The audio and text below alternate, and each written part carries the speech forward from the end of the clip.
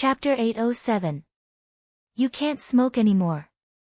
You still have to record an album tomorrow and record a demo for the movie theme song. Your throat will be damaged if you continue like this. Gu Xingze glanced at her coldly, but quietly took out another cigarette from the cigarette box, lit it again, and took a deep puff. The flickering sparks were weak, but they lit up his cold eyes. Ruo Bing could not do anything to him. She squatted down and said patiently, "Xingze, is there something bothering you? You can talk to me. There's no need to make things difficult for your body." Gu Xingze remained silent, ignoring her as if she were air. Ruo Bing looked embarrassed, but she could not do anything to him. She had been by Gu Xingze's side for a few years. She knew very little about Gu Xingze. She only knew that he was an extremely sentimental person. Other celebrities changed their assistants again and again, but he never changed. From the beginning to the end, it was still the two assistants who had been by his side since his debut. He would keep the things he loved by his side, no matter how old they were.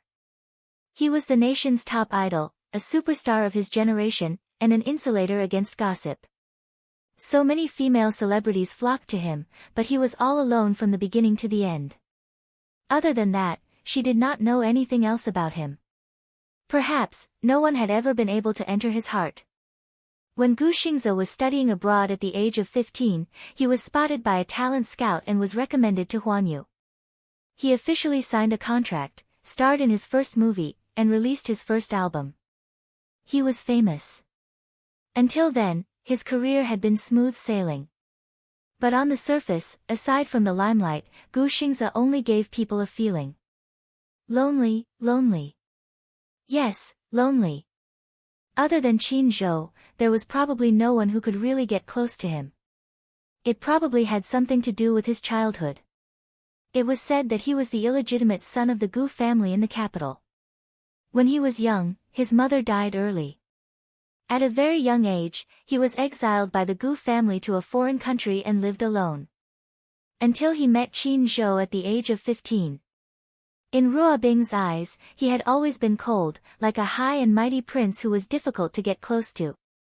However, this was also the first time she had seen him lose control like this. For a moment, she couldn't do anything to him. "Xingze, you still have a scene in the afternoon. Are you okay in this state?" "No." He finally opened his mouth. Ruo Bing finally calmed down. "That's great. Adjust your condition and rest early." With a cigarette in his mouth, he lowered his gaze. Right now, acting was the best way for him to vent his emotions. Sometimes, he really wished that time would stop. She lived her entire life in the drama. At least in the movie, he could hold her hand, hug her and kiss her. However, he had revealed his true feelings and was too immersed in the role. She was really just acting. There were two scenes in the afternoon. One was a scene between Lu Jingtian and Jun Mo. The other scene was between Gu Xingze and Yun Shishir. These two scenes were very important in the book. Jun Mo did not appear much in this movie, but every time she appeared, there was an important plot. She had just stepped into the film industry and was not good at acting, so she put in a lot of effort into the script. She also often looked for Yun Shishir to practice with her lines. She worked very hard to memorize the lines of a scene several times. Chapter 808. After Yin Xiaochuan returned to the country, she had another emotional entanglement with Yin Dongyu. Because Yin Xiaochuan was hospitalized for pneumonia, Yin Dongyu was absent from his engagement with Lin Hina. Lin Hina flew into a rage out of humiliation and went to the hospital where Yin Xiaochuan was. She wanted to denounce Yin Xiaochuan, but she met Su Qi, who was blocking the door of the ward. The two had an argument. It was also a tear-jerking scene in the movie. Lin Hina angrily questioned Su Qi, "Are you just going to watch the woman you love throw herself into someone else's arms? Do you really love her? From what I see, your so-called love is nothing more than lip service. Are you really willing? Giving away the woman you love so much to someone else?" Su Qi calmly said, "I love her, so I'll give her the greatest freedom." For this scene, Jun Mo had specially rehearsed it with Yun Shishir many times. As a result, Yun Shishir almost memorized the script by heart. She had put in a lot of effort, so when it came time to act, Jun Mo's performance was very good. She was full of emotions, her lines were affectionate, and every expression on her face was well managed. Especially at close range, the tension in Jun Mo's eyes gave people goosebumps. On the other hand, Lu Jingtian was in the right state, but her expression paled in comparison to Jun Mo's. Especially that line, "Su Qi, you're such a coward for pushing the woman you love to someone else." She laughed several times. Lin Fengtian's face was about to turn green with anger as he scolded her. Lu Jingtian was almost in tears from the scolding.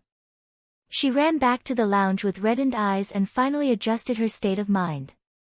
However, when it came time to act, her emotions were still not in place. She had NGs again and again. Lin Fengtian was so angry that he scolded her again. She really wanted to cry, but no tears came out. Lin Fengtian was so angry that he pointed at her and scolded her in front of everyone. "Lu Jingtian, I really can't be bothered to scold you. D***mn, what kind of bullsh** T are you acting? Do you think you're acting very well? Why don't you take a look at what you're acting as? Also, go back and look in the mirror and see what makeup you're wearing. It's so thick, are you acting as a delinquent? Don't look at the script when you go back. Take a look at the self-cultivation of an actor. You want to be famous? Bah! Wishful thinking. It would be faster to go back and buy a pillow to dream. Do you think you can become famous just because you look better in Korea? Your acting skills are so bad. Do you believe that I'll cut you into a passerby?" Lin Fengtian was the infamous demon Scissorhands. When everyone present heard Lin Fengtian scolding Lu Jingtian, they wanted to laugh but did not dare to do so, so they could only hold it in. Especially Jun Mo, she was about to suffer internal injuries from holding it in. Pfft! Yun Shishir, however, could not help bursting into laughter. She immediately held back her laughter and tugged at the corner of her shirt. "Stop laughing, Shishir." Sure enough, Lu Jingtian, who was already feeling aggrieved after being scolded by Lin Fengtian, shot Yun Shishir a sinister look. Lin Fengtian scolded her furiously when he saw her getting distracted. "Where are you looking at? You're not serious about acting and you're distracted even after being scolded?" Lu Jingtian shuddered at the scolding. She wanted to cry, but she wanted to save face, so she forced herself not to cry. This Lin Fengtian was too ruthless in his insults. Her father was one of Huan Yu's higher-ups. Wasn't he afraid that she would go back and complain? Chapter 809. Get this straight, you're an actress, not a missy, do you understand? I'm letting you in on account of your old man. That doesn't mean that I won't kick you out just because your old man is influential. If you don't act well, I'll still kick you out. With your performance, I can pick any of the extras in the group and they'll act better than you. What kind of performance is this? Yun Shishir, who was listening from the side, was utterly convinced by the director's scolding of Lu Jingtian. It was no wonder that the director was rumored to have a fiery temper and dared to speak his mind. It was rare to see a director like him nowadays.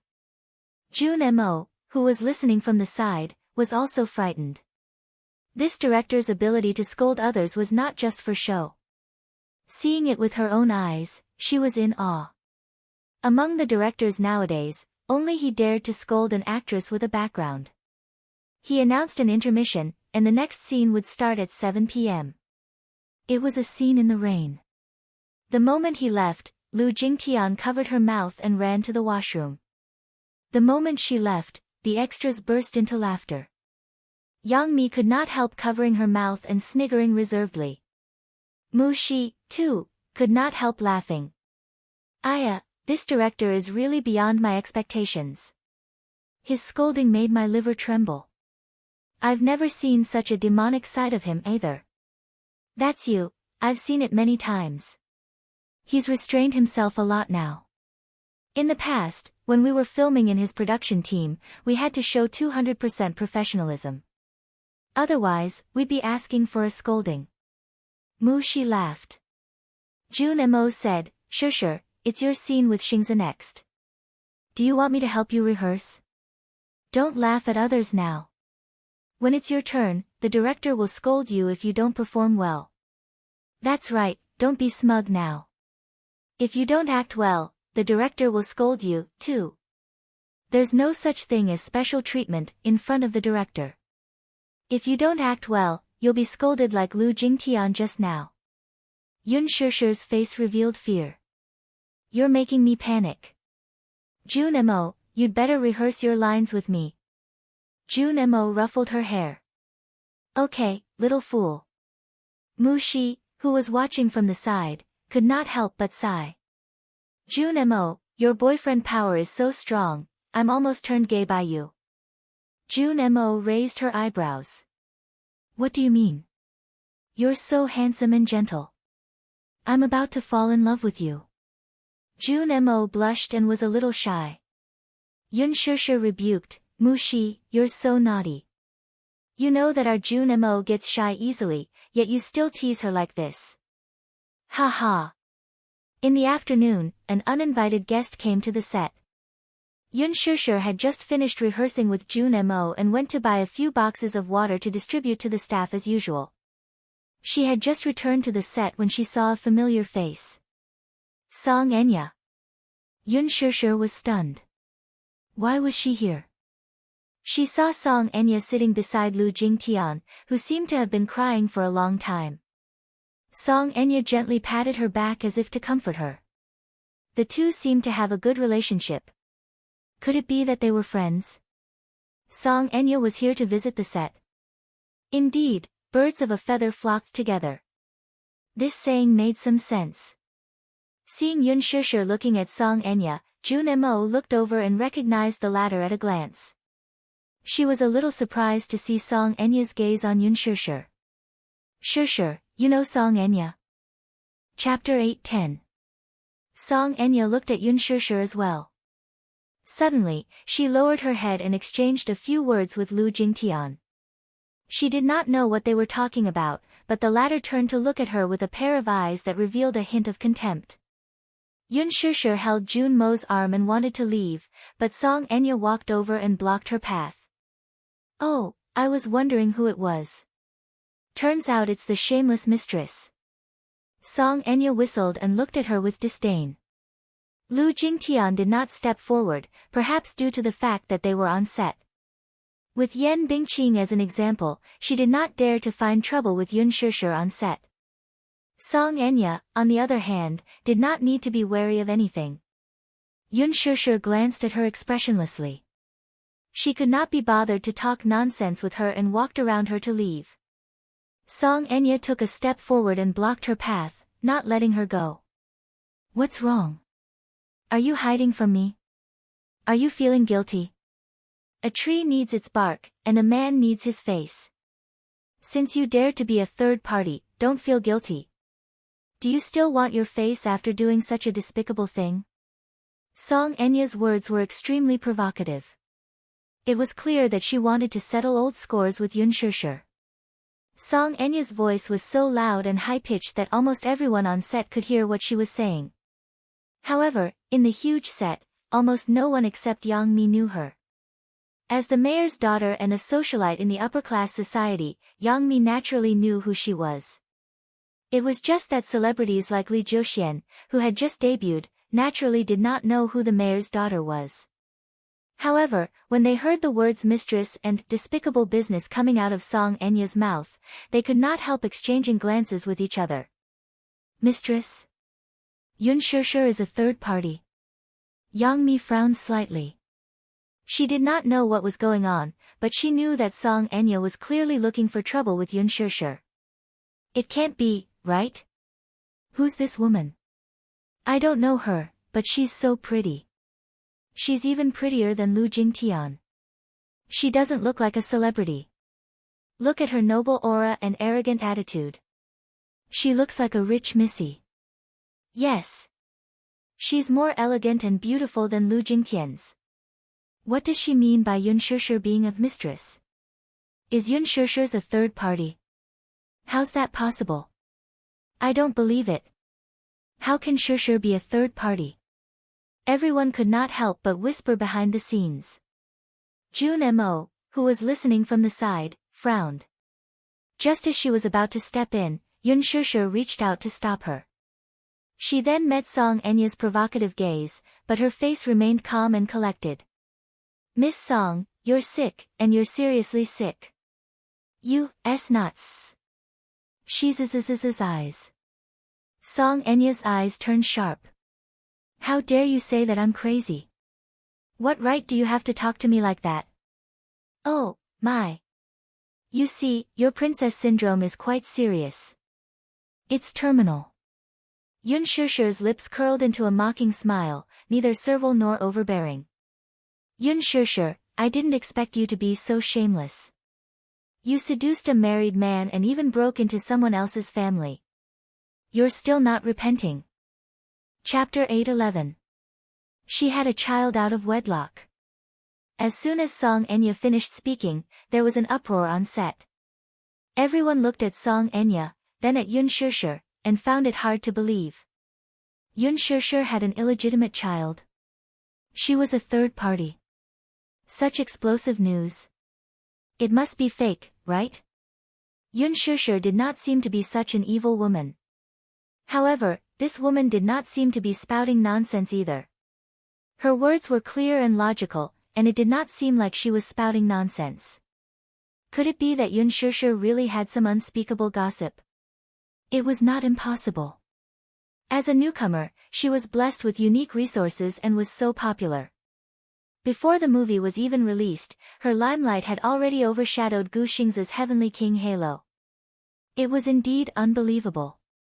Could it be that, like what this woman said, she had stepped into a rich family and hooked up with a mysterious sugar daddy? After being in the entertainment industry for a long time, one would understand that there was no such thing as a groundless rumor. For a moment, everyone was talking about it, and countless suspicious gazes fell on Yun Shishir. Yun Shishir's face was calm as she looked at her calmly. Jun Mo, however, could not stand it anymore and said angrily, Song Enya, you're not allowed to slander others like this. You said that Shishir is a third party and that she had a child out of wedlock. Do you have any evidence? Song Enya looked at her with disdain. What are you shouting for? Am I talking to you? An actress dares to put on airs in front of me. I don't know where she got the capital. Get lost. Jun Mo's handsome face was sullen. She took a step forward and was about to speak when Yun Shishir stopped her. She did not want Jun Mo to get involved in this mess for her. Hence, she raised her head and said to her, Jun Mo, thank you for defending me, but this is a private matter between me and her. It's better that you don't interfere. Jun Mo looked at her with heartache and said unhappily, I can't stand it. Shishir, what right does she have to slander you like this? There's no evidence, she's spreading rumors. She's too much. I'm spreading rumors. There's no evidence.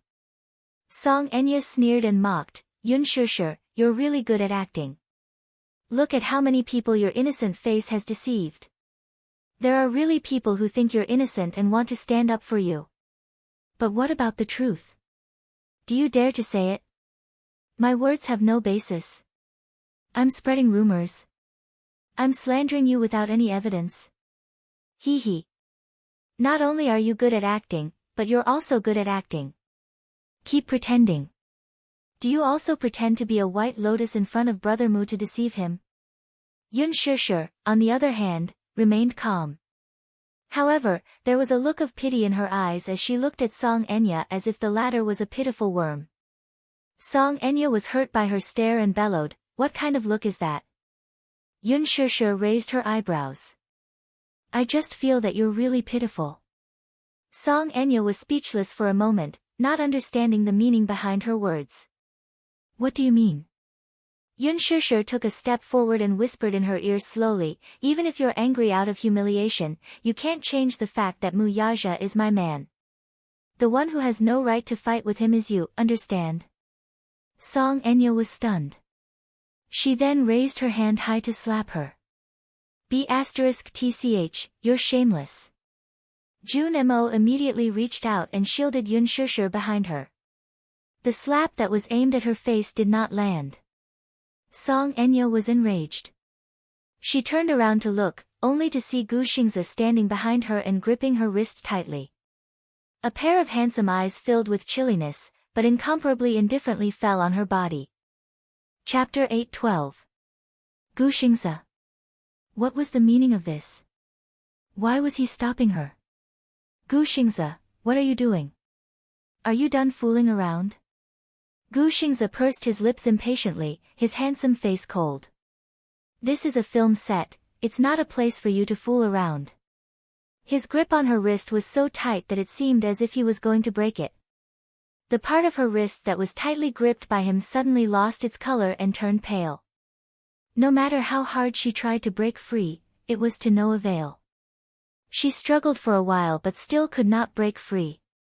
She could not help but fly into a rage out of humiliation. Gu Xingze, let go of me. Gu Xingze immediately let go of her. Caught off guard, she fell to the ground in a sorry state. She was wearing 7-centimeter high heels today, so when she fell to the ground, she felt a sharp pain in her ankle. It seemed that she had sprained it. Feeling wronged and resentful, she raised her head to look at Gu Xingze in displeasure. Gu Xingze lowered his head and looked at her coldly. His expression was frosty, and his eyes were piercingly cold. She was so shocked by his glare that she could not speak for a moment. Lu Jingtian turned pale with fright when she saw this. She immediately went forward to help her up. Gu Xingze, why are you helping her, too? She was so angry that she even forgot to maintain her composure. Gu Xingze expressionlessly said, Song Enya, I don't have the patience. Don't be unreasonable in front of me, it's very annoying. She was so frightened by his cold glare that she fell silent. Lu Jingtian, who was standing at the side, opened her mouth to say something, but Gu Xingze swept a glance at her and coldly said, Shut up. She did not dare to speak again. Gu Xingze, you're too much. Her eyes were red, and it was obvious that she was about to cry from anger. Have you had enough? I told you to shut up, didn't you hear me? Gu Xingze suddenly raised his voice. Who let this miscellaneous person in? Miscellaneous personnel? Song Enya was startled. Just as she was about to retort, Lu Jingtian sensibly tugged at her arm, gesturing for her to stop talking. The security personnel rushed over at once. Glancing at Song Enya and Gu Xingze with trepidation, he whispered, It's me. From tomorrow onwards, you don't have to come anymore, Gu Xingze said coldly. The man was shocked at first, but then he nodded helplessly. Gu Xingze said again, chase her out. In the future, no one is allowed to enter. Song Enya stared at him in disbelief, but before she could say anything, she was chased out of the set by the security personnel who had rushed over upon hearing the news. From beginning to end, Jun Mo shielded Yun Shishir behind her. Only after the latter was chased away from the set did she turn around with a worried look and ask, Shishir, are you all right? Nothing. What can happen? Yun Shishir raised her eyebrows, but she didn't think much of it. Aren't you angry at her for saying that about you? Why should I stoop to her level when she's just a lunatic? Lu Jingtian glanced at her, snorted, and returned to her seat. Gu Xingze suddenly walked over and grabbed Yun Shishir's arm tightly. Startled, she looked up and saw a strange anger on Gu Xingze's face. Xingze, you, Gu Xingze pulled her away. Yun Shishir was confused. She did not understand what he was trying to do and only let go of her hand when he pulled her to a secluded corner. Xingze, what's wrong with you? Chapter 8:13. Yun Shishir was shocked by his sudden action. She looked up blankly and saw him looking down at her. His eyes were deep and his face was sullen. Xingze, just now, she said that you were a third party and that you had a child out of wedlock. Gu Xingze opened his thin lips slightly and said coldly, how do you feel after hearing such humiliation? Yun Shishir was stunned by his question and did not speak for a long time. Why? You're not talking. Is this your choice? Gu Xingze glared at her angrily. Yun Shishir, is this your choice? Do you like to humiliate yourself so much? What do you mean? What can he give you? Glory and wealth? A glorious title or endless fame and fortune? And then, these slander, humiliation, abuse, and contempt. Are all these what you want? Yun Shishir was stunned. Even though his face was cold and his tone was cold, she still caught a flash of pity in his eyes. He was feeling sorry for her. Yun Shishir was a little speechless. Gu Xingze continued, glory and wealth, fame and fortune, I can give you what he gave you. But, if I were your man, I would never let anyone slander you, humiliate you, or abuse you. Yun Shishir was tongue-tied. Gu Xingze's tone suddenly became gentler. His handsome face moved closer to her and the anger in his eyes was replaced by tenderness and vulnerability. He looked at her with heartache and wanted to hug the woman in front of him tightly. But he couldn't. Gu Xingze closed his eyes and said in a hoarse voice, Shishir, if you met me before him, would you choose me? If she met him before Mu Yaja, would she choose him? Yun Shishir was stumped by this question.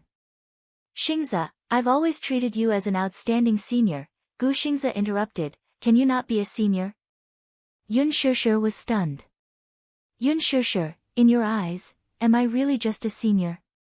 Gu Xingze slowly opened his eyes. His voice and eyes regained their calmness.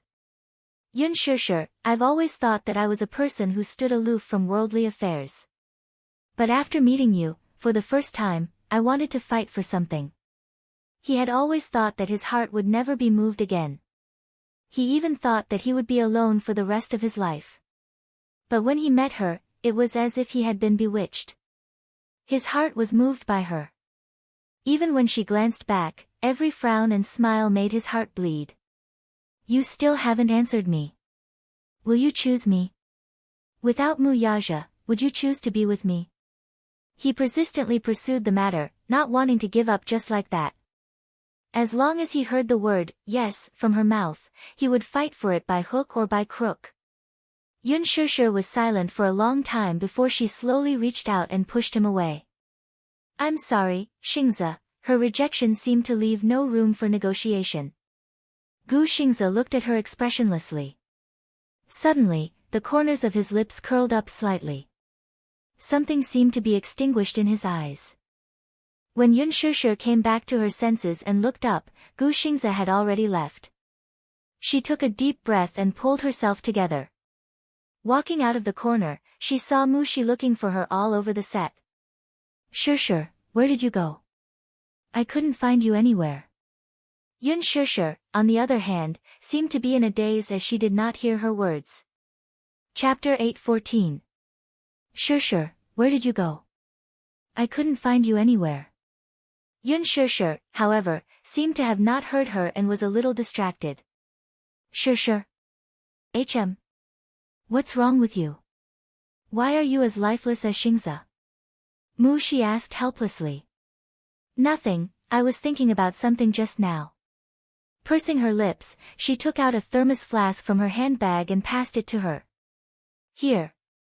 Yun Shishir took the thermos flask from her and could not help feeling surprised. What's this? It's ginger soup. I just made it for you. Mushi then continued, don't you have a scene in the rain at 7 p.m.? I hope you can do it in one take. Quickly take a hot shower after you're done and drink the ginger soup.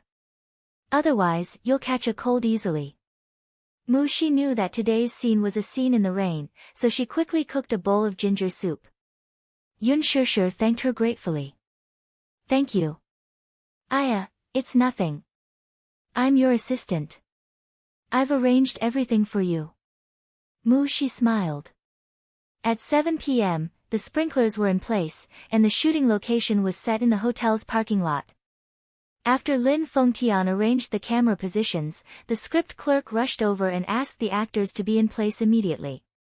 This scene was about Yin Dongyu's absence from his engagement with Lin Hina because of Yin Shachuan's fever. In the ward, he mistakenly thought that she was asleep and revealed his feelings for her, which had been hidden in his heart for many years. Yin Xiaochuan suddenly opened her eyes. In fact, she was awake. When she heard that Yin Dongyu also had such restrained feelings for her, she questioned why he was not with her. Yin Dongyu reacted abruptly and panicked. He left the ward and wanted to drive away. Yin Xiaochuan chased after him. In the rain, the two's emotional entanglement was pushed to the climax. In terms of makeup, Ding Ning specially put on nude makeup for her to highlight her sickly haggardness. When the makeup was done, Ding Ning took a look and could not help but be stunned. Her haggard makeup, pale face and lips, as well as her pair of ethereal eyes, actually revealed a sense of poignant beauty. So beautiful. The script clerk came to rush her again. Yun Shishir quickly got up. On set, the lights and cameras were in place. Yun Shishir just arrived and saw Gu Xingze sitting in his seat with the makeup artist touching up his makeup. Gu Xingze also saw her. His gaze fell on her pale and haggard face, and his heart clenched. However, when he realized that it was because of the makeup, he calmed down. Scene 28, Scene 1. Yun Shishir glanced at Gu Xingze in a daze for a moment before she rushed forward with her umbrella. She had only taken a few steps when Lin Fengtian cut her off. This scene is very important, so I'll have to trouble you to bring out your 200%. Please, Yin Xiaochuan chased after him anxiously. Where's the anxiety on your face? I'm sorry. I'll adjust my state right away. Yun Shishir immediately apologized. She had indeed been distracted for a moment, so much so that she lost her composure when she took the first step. Lin Fengtian said sternly, Yun Shishir, you're very talented and have a high level of understanding. I hope you won't disappoint me. Even though he admired her, filming was work. If there were any mistakes at work, he would not be merciful. He was very clear about both the inside and outside of filming. Chapter 8:15. Mu Shi watched from the side with trepidation, only hoping that this scene in the rain would end quickly. The Green Apple, Scene 28, Scene 2, Action. The filming was still not progressing smoothly.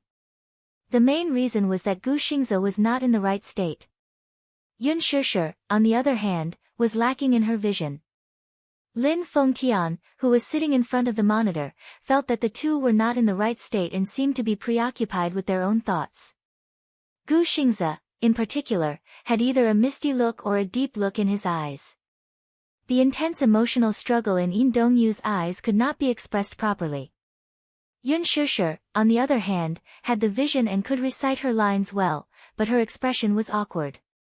It was an indescribable awkwardness. Lin Fengtian cut and then announced, we'll take a 15-minute break. Mu Shi immediately went forward with a blanket and covered Yun Shishir with it, helping her back to her seat. Gu Xingze sat beside her, too, but he did not look at her, treating her as if she were air. There was no interaction throughout. Lin Fengtian was observant and vaguely sensed that there was something fishy between the two. Hence, he walked to Yun Shishir, sent Gu Xingze away, and sat in his seat. Shishir, you're not in the right state today. What are you thinking about? I was distracted. Sorry. He waved his hand. I don't want to hear this. Have you been in a relationship before? I guess. I've been in a relationship before. Imagine him as the man you love deeply and then put yourself in the role. Imagine the man you love deeply, and he clearly loves you back, but he doesn't dare to love. He played up her emotions. For the next scene, you must show Yin Xiaochuan's anger and hysteria. Yun Shishir was very perceptive and easily understood what he wanted her to express. Director Lin, thank you, I understand. Try to pass in one scene. With that, he walked to Gu Xingze's side. His face sank in an instant. Xingze, for this scene, you just need to follow your inner struggle. Gu Xingze was stunned. Lin Fengtian tapped the table with his fingertips and snorted. Do you think I can't tell? You like Yun Shishir, don't you? Gu Xingze looked up. His face was pale and his eyes were hollow. Your current state of mind is very suitable for this scene. Yin Dongyu's inner drama. Think about it carefully and express all your inner thoughts later. That will do. Lin Fengtian's eyes were sharp. How could he not see Gu Xingze's feelings for Yun Shishir? He liked her. But this fondness could only be buried in the bottom of his heart. Gu Xingze frowned slightly. Lin Fengtian stood up and patted him on the shoulder. Think about it carefully. Try to pass it in one go. With that, he left. Gu Xingze looked up and his eyes met with Yun Shishir's. She was sitting not far away from him. When she saw that he was looking at her, she immediately looked away. 15 minutes passed quickly. Yun Shishir and Gu Xingze returned to the scene. The staff held up a hose and sprayed it into the sky, creating an artificial rain curtain. The Green Apple, Scene 28, Scene 7, Action. Yin Dongyu.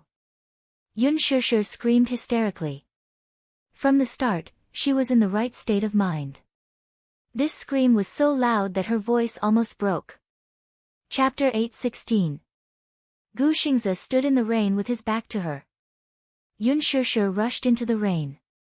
Seeing that he had stopped in his tracks, she slowly walked forward and tried to hold his hand.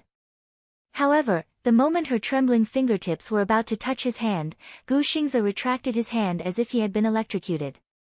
Yun Shishir's eyes revealed an extremely hurt look. Brother, a helpless and weak cry directly hit the weakest part of people's hearts. Yun Shishir said in a hoarse voice, "Why are you always running away from me? Why? Why do you love me too? Why do you always want to run away from me when you love me so much? What are you running away from?" Gu Xingze's heart trembled slightly, but he quickly suppressed the turbulent emotions in his heart and pretended to be calm. "I'm not running away. You are. You clearly are." Yun Shishir broke down and said, "You've always been running away from me. Always." As she spoke, she reached out and hooked her hand around his. This time, he did not avoid her. Yun Shishir stared at his back again and said carefully, "Didn't we agree in the past? We'll be together for life, forever. Have you forgotten what you promised me?" Her pale lips trembled uncontrollably as she pleaded in a broken voice, "Brother, love me, okay?" There was a long silence. Lin Fengtian immediately zoomed in and gave Yun Shishir a close-up shot. The fragile look in her eyes was full of tension. Lin Fengtian secretly cheered in his heart. The dead silence felt like a century. After a long time, Gu Xingze sighed and muttered, "How should I love you?" He turned his head and the camera zoomed in on his face. Gu Xingze frowned slightly.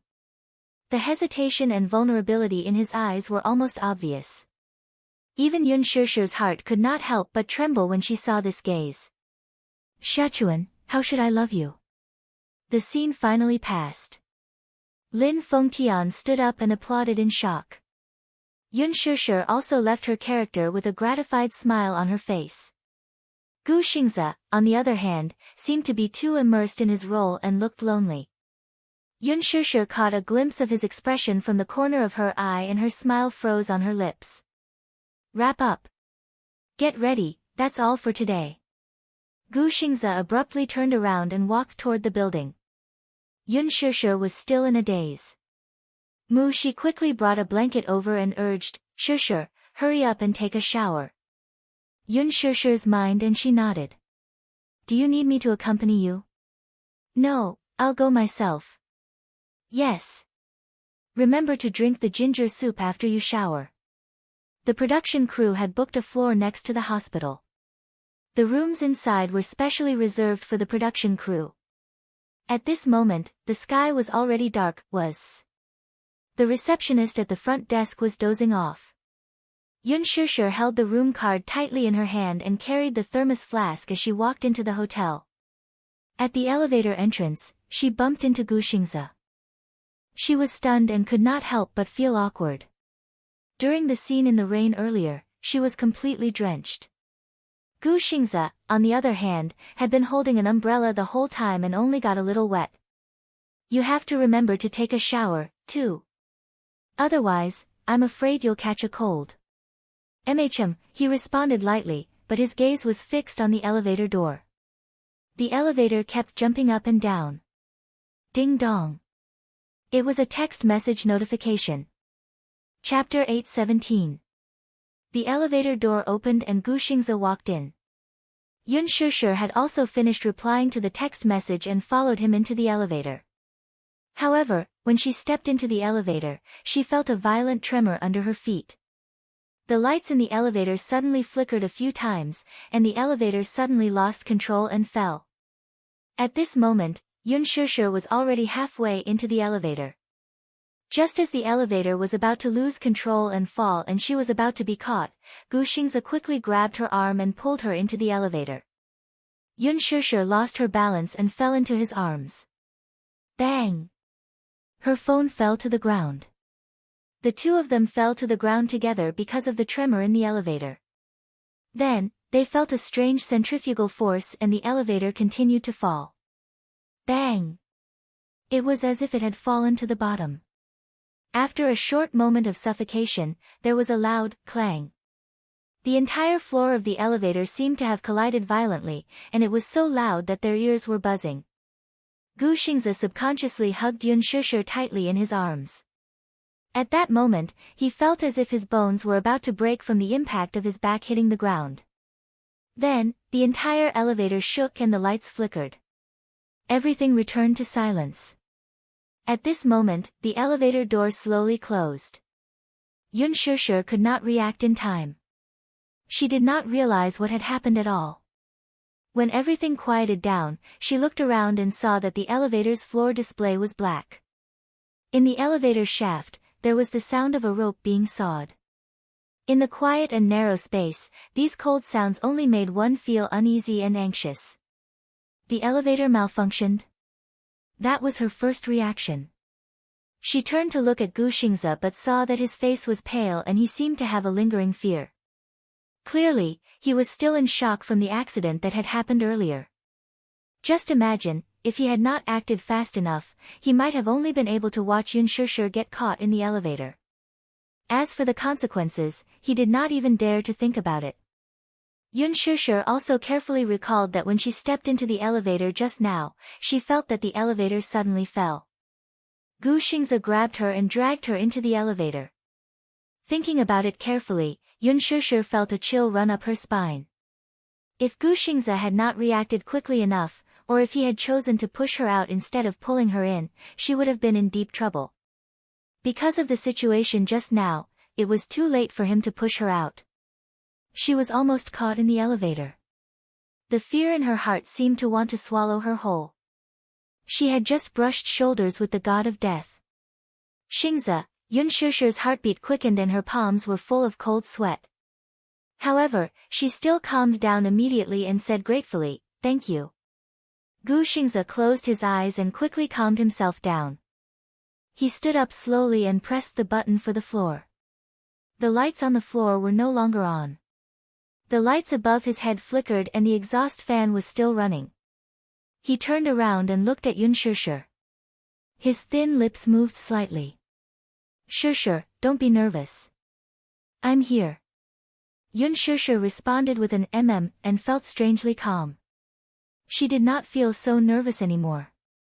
Chapter 8:18. Gu Xingze felt a headache coming on. How did this happen? He had been in the industry for so many years and had often flown around the world. He had also encountered hotel elevator malfunctions, but it had never happened to him. However, until he experienced it himself, he could feel the uneasiness and panic of being trapped in an elevator. He reached out and pressed the emergency bell. However, after pressing it for a long time, no one responded. What's going on? Gu Xingze looked puzzled. Is it malfunctioning?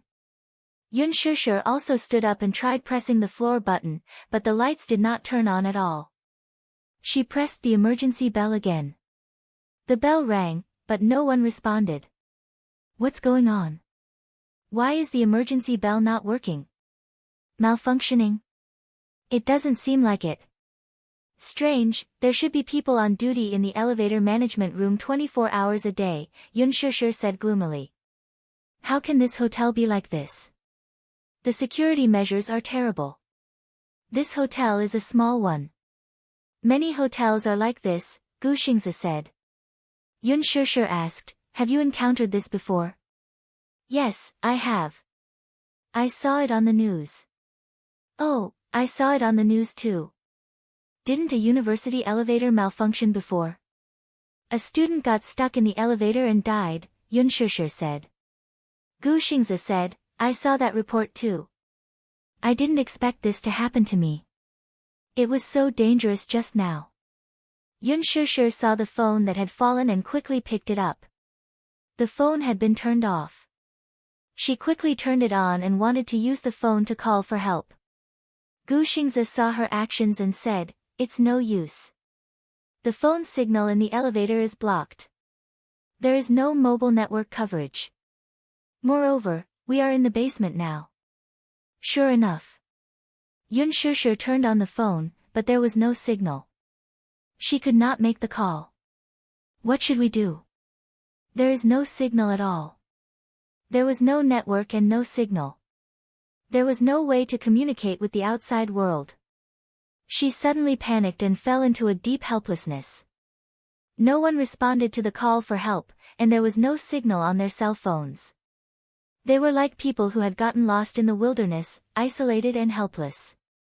Gu Xingzi's brows furrowed slightly as he tirelessly pressed the button for help over and over again. However, perhaps due to the elevator's lack of maintenance or some other reason, no one responded for a long time. Could it be that someone in the security room was dozing off? In the end, he secretly left his post and went to play. Half an hour later, there was still no response. Frustrated, he punched the elevator door and finally gave up. Yun Shishir sighed. Are we on the third floor of the basement? Yes. She asked again, will the elevator resume braking? I won't. Gu Xingzi turned around and said, there's an emergency device in the elevator. It's malfunctioning and has stopped the brakes. So now, we can only wait for the maintenance staff to arrive? He pondered for a moment and slowly said, yes, that's the only way. Yun Shishir suddenly lost all her strength and felt a little desperate. Then when will they find out that someone is trapped in the elevator? Gu Xingzi looked at her and suddenly walked to her side. He picked up a blanket that had fallen on the ground and covered her body. Don't be afraid.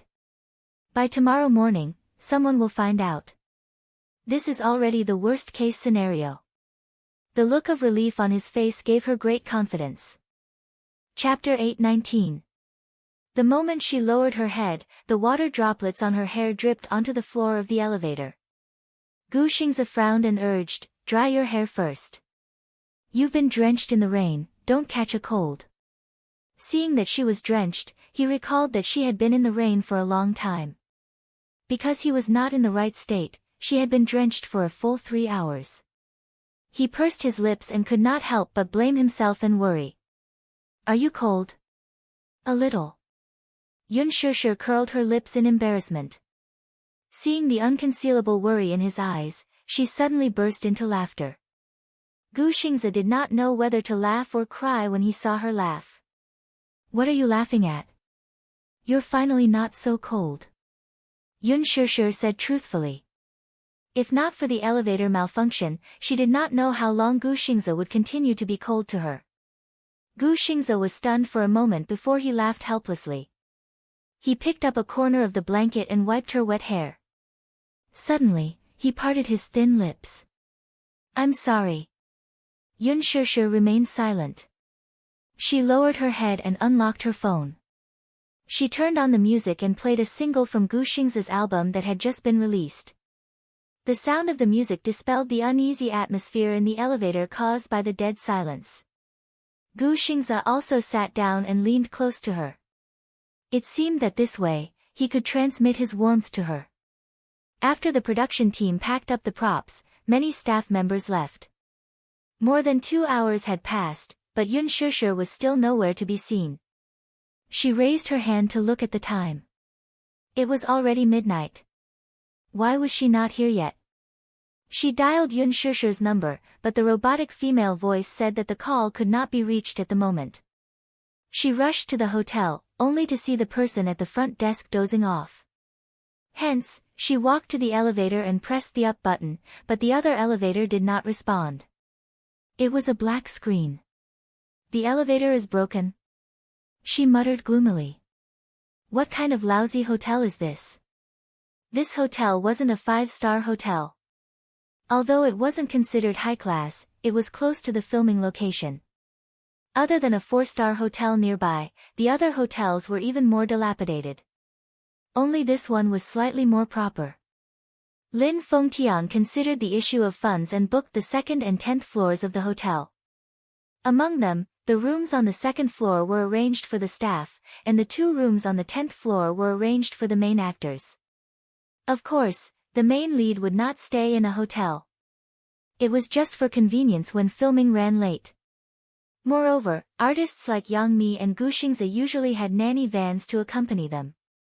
Most of the time, this room was only used for them to rest. To be honest, this hotel was really run down. The receptionist did not have any work ethics at all. She dozed off during working hours. One of the elevators was broken, but no one came to fix it. Perhaps it was too late. The maintenance staff had already gotten off work. She did not think much of it. She went up to the 10th floor and rushed to her room. Just as she opened the door, she was greeted by a dark room. It was as if no one had been there at all. She was stunned for a moment before she mustered up her courage to knock on Gu Xingzi's door, but no one responded. There was no one there either. When she returned to the 1st floor, she passed by the front desk and wanted to ask the staff at the front desk if they had seen Yun Shishir. When she walked over, she saw that one of the staff on the night shift was dozing off. Forget it. It's pointless to ask. They're all dozing off. What else can they see? Chapter 820. I'll expose this hotel's service on the internet. She did not suspect that the elevator had malfunctioned, nor did she expect that the person she was looking for was trapped in the elevator. It was not that she was careless, but how would an ordinary person think of this? After all, under normal circumstances, elevator malfunctions would only happen on the news. Hence, she did not think too much about it. She walked out of the hotel and dialed Yun Shishir's number again, but it still could not get through. She dialed several times, but all she heard was the mechanical female voice repeating the prompts. She wanted to dial Gu Xingzi's number, but then she realized that she did not have Gu Xingzi's number. Aya. What's going on? She rubbed her hair in frustration. Where did these two go? Why were they both uncontactable?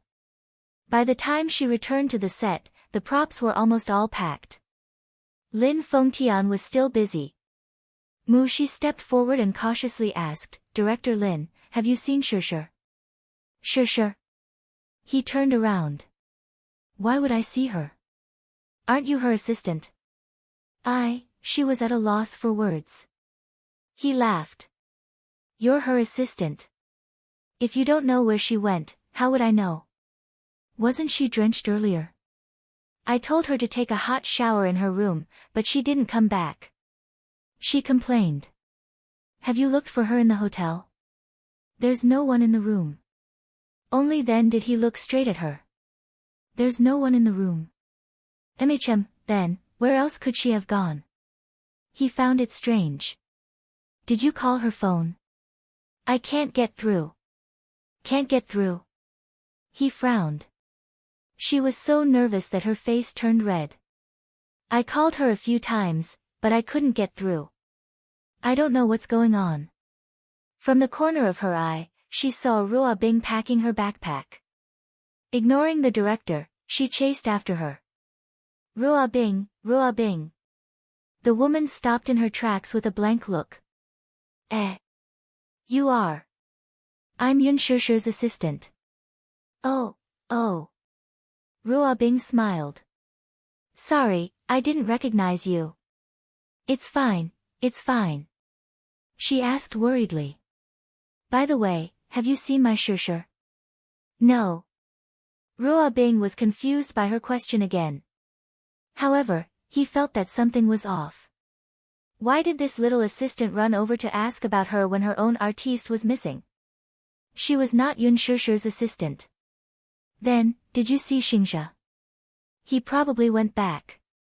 Ruo Bing said helplessly, although I'm Xingxia's assistant, he's a little. Well, he doesn't like people interfering with his private life. Usually, after filming, he doesn't let anyone follow him. Is it convenient for you to give me his number? She asked cautiously. Ruo Bing was startled, but she shook her head. I'm sorry, I can't. Xingxia's number is usually not disclosed to others. I don't have any other intentions. I just wanted to ask Xingxia if he saw Shusher. She pleaded, or, it's fine if you don't give it to me. You can give him a call. It's an emergency, please, please. Lin Fengtian walked over. Seeing the conflicted look on her face, he said, give Xingxia a call and ask him where he is. Ruo Bing could not refuse the director's request, so she nodded. Okay. Chapter 821. The call went through, but no one picked up the call.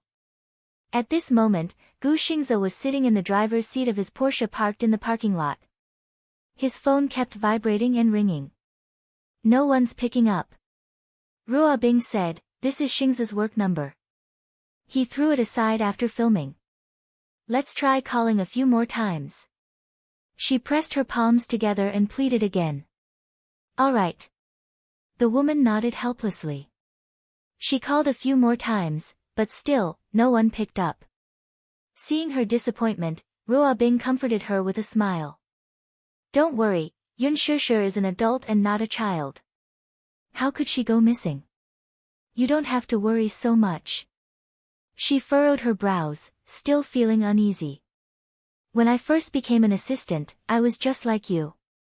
I couldn't wait to stick behind Xingxia as if he were a child. Actually, as assistants, we don't have to worry about every little thing, no matter how big or small. Artistes should have their own private space, too.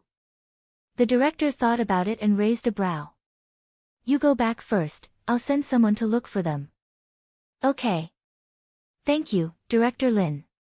She had no other choice. At this moment, in the elevator, Yun Shusher wrapped her wet body in a blanket and curled up in a corner. The damp and cold air kept invading her body. The air conditioner in the elevator continued to pour in cold air. She had been drenched in the rain for so long that her wet clothes stuck to her body. She was wet and cold, and with the air conditioner blowing, she felt even colder. She did not know how long she had been trapped in the elevator, but she felt that time passed abnormally slowly. Gradually, she felt a little lightheaded. Her body slumped in a corner, and she became a little dispirited. Gu Xingxia persistently pressed the help button until the device's battery ran out and it stopped ringing. D***MN. He cursed under his breath and turned around, only to see Yun Shusher wrapped in a blanket and shivering all over. Gu Xingxia's heart tightened. He immediately walked to her side and squatted down. He carefully placed his hand on her shoulder, but his fingertips came into contact with a patch of dampness. His heart ached, and he gently pushed her shoulder. Shusher. What happened to you? Ugh, Yun Shusher was a little delirious. She peeked her eyes out of the blanket, but there was no focus in her eyes. Cold, cold. So cold, Gu Xingxia raised her head and looked at the mouth that was still emitting cold air. The direction of the wind seemed to be aimed at her. No wonder he felt cold. His entire body was drenched, and the cold air was blowing on his body. He said gently, Shusher, don't do it here. You'll catch a cold. Yun Shusher's brows furrowed slightly as she moved slightly. Yes. She held his arm and stood up slightly, but her legs were inexplicably soft. Gu Xingxia touched her hand, only to feel that her palm was covered in cold sweat and her fingertips were burning hot. His heart skipped a beat and he reached out to touch her forehead. A scalding temperature spread from the center of his palm. She had a fever. Gu Xingze bit his lower lip. His heart was burning with anxiety and anger.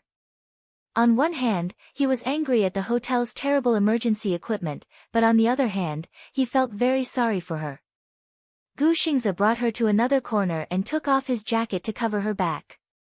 He was afraid that she would catch a cold in the cold elevator walls.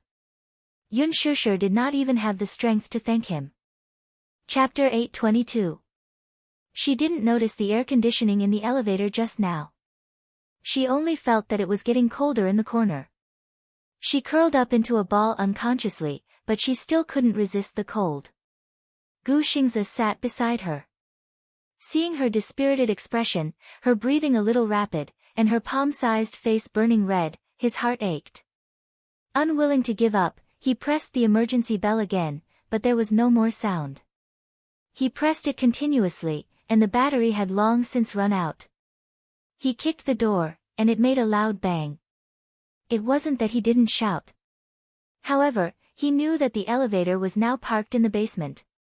If no one passed by, no one would notice, and no one would hear his cries for help on the first floor. Calling for help with all his might was futile. In fact, a few people had parked their cars in the basement and went upstairs. However, they saw that the elevator seemed to have malfunctioned and couldn't operate, so they went to another elevator. In this world, most people were indifferent. They were in a hurry and didn't care about themselves. After all, in most cases, most people wouldn't be willing to worry about things that had nothing to do with them.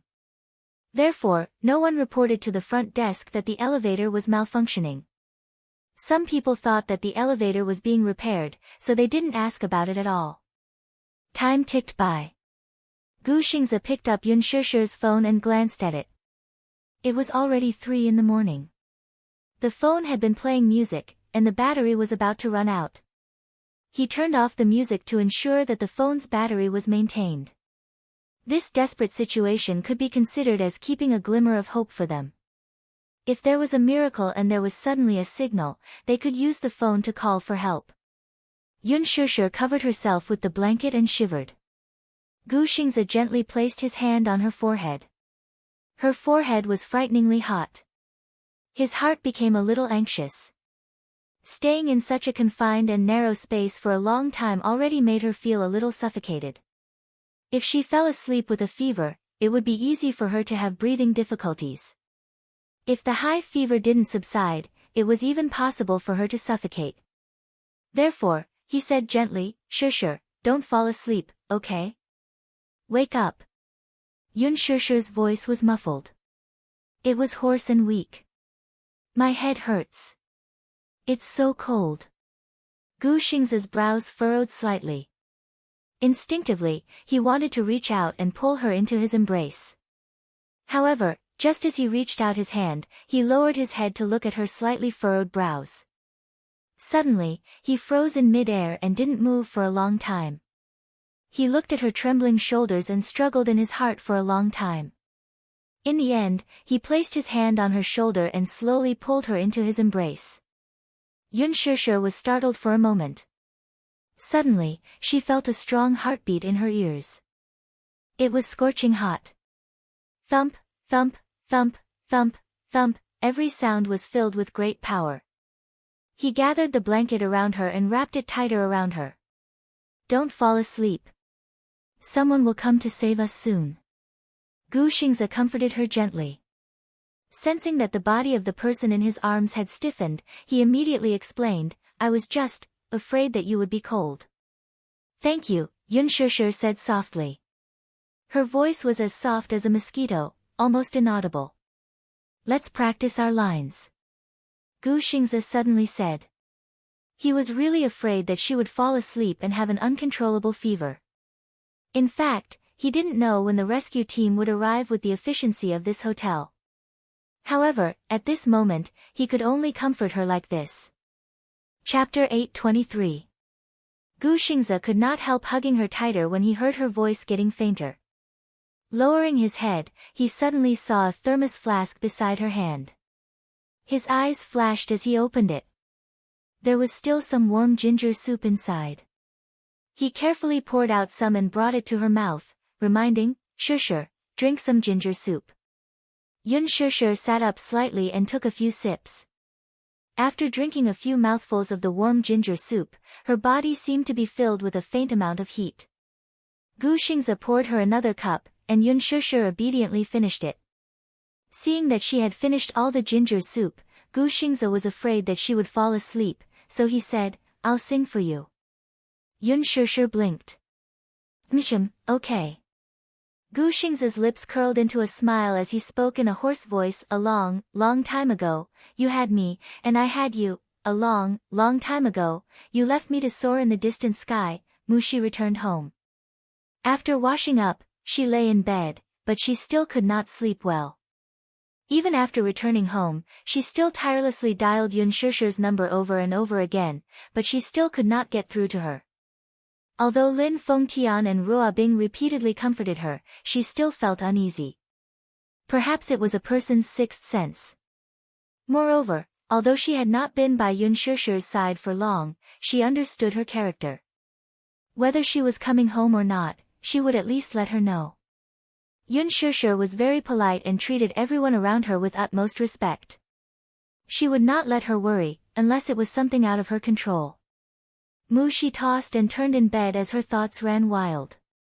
Suddenly, she sat up in frustration, and the phone beside her pillow rang. In the dark and quiet, the phone's ringing gave her a fright. She was startled at first and then quickly picked up the phone, thinking that it was Yun Sure calling. However, the string of unfamiliar numbers displayed on the screen made her heart turn cold. She sighed and picked up the call, asking weakly, "Hello? Hello, are you Yun Sure's assistant?" A child's childish voice came from the other end of the phone. It was quiet, but there was a hint of anxiety. He was as steady as an adult. If it wasn't for that immature voice, she wouldn't even be able to tell that it was a child's tone. She was stunned and subconsciously answered, "Yes." On the other end, Yun Tianyu was sitting on the sofa with a business card in his hand. His expression was solemn. "Yun Sure is my mommy. She hasn't come back yet, and I can't get through to her phone. I want to ask, do you know where she is?" She was stunned. She immediately reacted, thinking that it was a child's prank. Child? Sure had a child. What kind of joke was this? Sure was only 24 years old, and she already had a child. She obviously didn't believe him. However, is my mommy still filming with the crew? It was time to go home. She sent me a message earlier, but I haven't heard from her since. I can't get through to her phone, too. I'm very worried. Sorry to disturb you. Yu Yu's tone was polite and courteous, but more than that, it was calm and smooth, which was rare for a child. Chapter 824. Yun Tianyu caught a clue. You said that she disappeared without a trace after the shoot. Yes. She nodded repeatedly. Yu looked at his watch. It was already past 5 in the morning. What time was it? I can't remember either. At this time, Yu was unexpectedly calm. Think about it carefully. She carefully recalled and said, it should be around 10. I really can't remember the exact time, I didn't pay attention to the time at that time. He hurriedly checked the last message sent by Yun Sure. It was 10:12 a.m. The time matched. On the other side, she cautiously asked, little friend, you. Is Yun Sure your mommy? Yes, he replied abruptly. Where are you now? Is it convenient for you to pick me up? She looked out the window. It was already late at night. She was a little worried and doubtful of this child, so she said, why don't we call the police first? Auntie, the police only filed a case after losing contact with her for 48 hours. Although we can still call the police now, it's already so late. How efficient do you think the police will be? Yu seriously reminded her. She was stunned by his calm analysis. This child. His rationality had completely overturned her worldview. How old was this child? Judging from his voice, he was no more than 6 or 7 years old. Were children nowadays so smart? He even knew the conditions for the police to file a case. "Auntie, I'm very worried about my mommy, but I'm the only one at home now. It's inconvenient for me to go out, so I can only trouble you." "Okay. Then, your house is Shanty Walk. I'll wait for you at the entrance." "Okay." She hung up the phone, changed her clothes, and left with her car keys. Her apartment was only a 10-minute drive away from Shanty Walk. Soon, she arrived at the entrance of Shanty Walk. She sat in the car and was curiously looking at the entrance when a light knock came from the car door.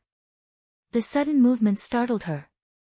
She immediately looked over and saw a little munchkin wearing a white shirt and a small suit with suspenders. He was carrying a small backpack and standing at the car door. Surprised, she quickly unlocked the car door. Then, she watched helplessly as the handsome and delicate little boy nervously climbed into the car. His posture was as light as a cat. He quickly closed the door and fastened his seatbelt skillfully. Then, he looked at her. "Let's go to the set." Her assistant, could she say that she was frightened? She had never seen a child who was still so calm even after his mommy was gone. She looked at him carefully. The child was only about 6 or 7 years old. He was so tender that it seemed as if milk could drip out of him. He had a handsome and pleasant little face and exquisite facial features. His eyebrows were indeed very similar to Yun Shishir's. Did Shishir really have a child? Mushi was greatly shocked by this fact. Seeing her staring at him in a daze, he waved his hand in front of her. Mushi returned to her senses and saw his serious expression. "Auntie, you can't be in a daze while driving. It's very dangerous." She mumbled, "Thanks for the reminder, let's drive." Yun Tianyu ordered. In fact, he originally wanted to call Li Hanlin to pick him up. Chapter 825. Mushi drove all the way to the set. At this moment, the set was in dead silence. All the props had been packed up and transported away. The huge parking lot had been restored to its original state, and there were no clues to be found. Yun Tianyu searched the set for a while but did not find anything. She stared blankly at his calm and rational face. She could not tell that he was only 6 or 7 years old. Were children nowadays so precocious? Yun Tianyu walked up to her and asked, "Mommy sent me a message before I lost contact with her." It was around 10 p.m. Where did she go at that time? Hotel. Yes. She was drenched, so I let her take a shower in the hotel. Hotel? He could not help feeling suspicious. Yes. She explained, "Our production team booked a room in the hotel next door. It's usually for artistes to rest." Shishir's room was on the 10th floor. Yu asked, "Won't we know Mommy's whereabouts if we go to the hotel to check the surveillance footage?" His words woke her up from her daze. She smacked her head. Oh, right. Why didn't I think of that before?" Yu secretly gave her a look of disdain. Because she was stupid. Of course, he could only criticize her inwardly. He did not show any contempt for her IQ on his face and only asked, "Can you bring me to the hotel, then?" "Okay." She squatted down and wanted to carry him. Yun Tianyu said, "I'll walk by myself." Mushi, she wondered if this child had non-human genes. Usually, children would be afraid of walking at night. Did he want to be carried? He did not want to be carried. His face seemed to be full of disdain. She wanted to cry but had no tears. The two rushed to the hotel. The moment they entered, Yun Tianyu started looking around. This hotel was not ordinary rundown. This production team was really stingy. She explained that the production team was controlling the budget, so they did not stay in a high-end hotel. Yun Tianyu did not show it on his face, but he was doubtful inside. Did he not invest a sum of money? Tens of millions. Did a dog eat it? Excluding the remuneration of the stars, the cost of a youth movie was very low compared to those commercial blockbusters that required special effects. Moreover, Leji was not the only investor. Huanyu had other investors, plus advertising placements, yet they were still staying in such a shabby hotel. Or could it be that the money he had invested had gone missing? Mu Shi walked to the front desk and saw that the receptionist had already fallen asleep. She called out a few times, but there was no response. Yu Yu walked over and kicked a stool. The receptionist woke up with a start. Looking around, he saw a handsome little boy standing in front of him, looking at him with disdain. Immediately, he said angrily, Where did this kid come from? Auntie, are you awake? Yu Yu said coldly, but his words were shocking. The young 29-year-old receptionist was petrified when she heard him call her auntie. Mu Shi was dumbfounded by his simple and crude method. This child, who did he look like? Right, she had just thought of a question that needed to be investigated. If this was really Shishi's child, then who was the father of this child? She kept feeling that when she saw his face, a vague image of a man's face suddenly appeared in her mind, but she couldn't remember who it was. Now is not the time to pursue this matter. Chapter 826. She then asked, Receptionist, where is the hotel surveillance room? Can we take a look at the footage? The receptionist was stunned. She then yawned and sized her up warily. You are? I'm from the production team of The Green Apple. Our production team has booked 10 rooms in this hotel. The receptionist was a little stunned. I've just been transferred here not long ago. I heard that a production team has booked this hotel, but why do you want to see the footage? It's an emergency, of course. An artiste from the production team went missing after entering the hotel. Her phone can't be reached, and she disappeared after entering the hotel, so we want to take a look at the footage.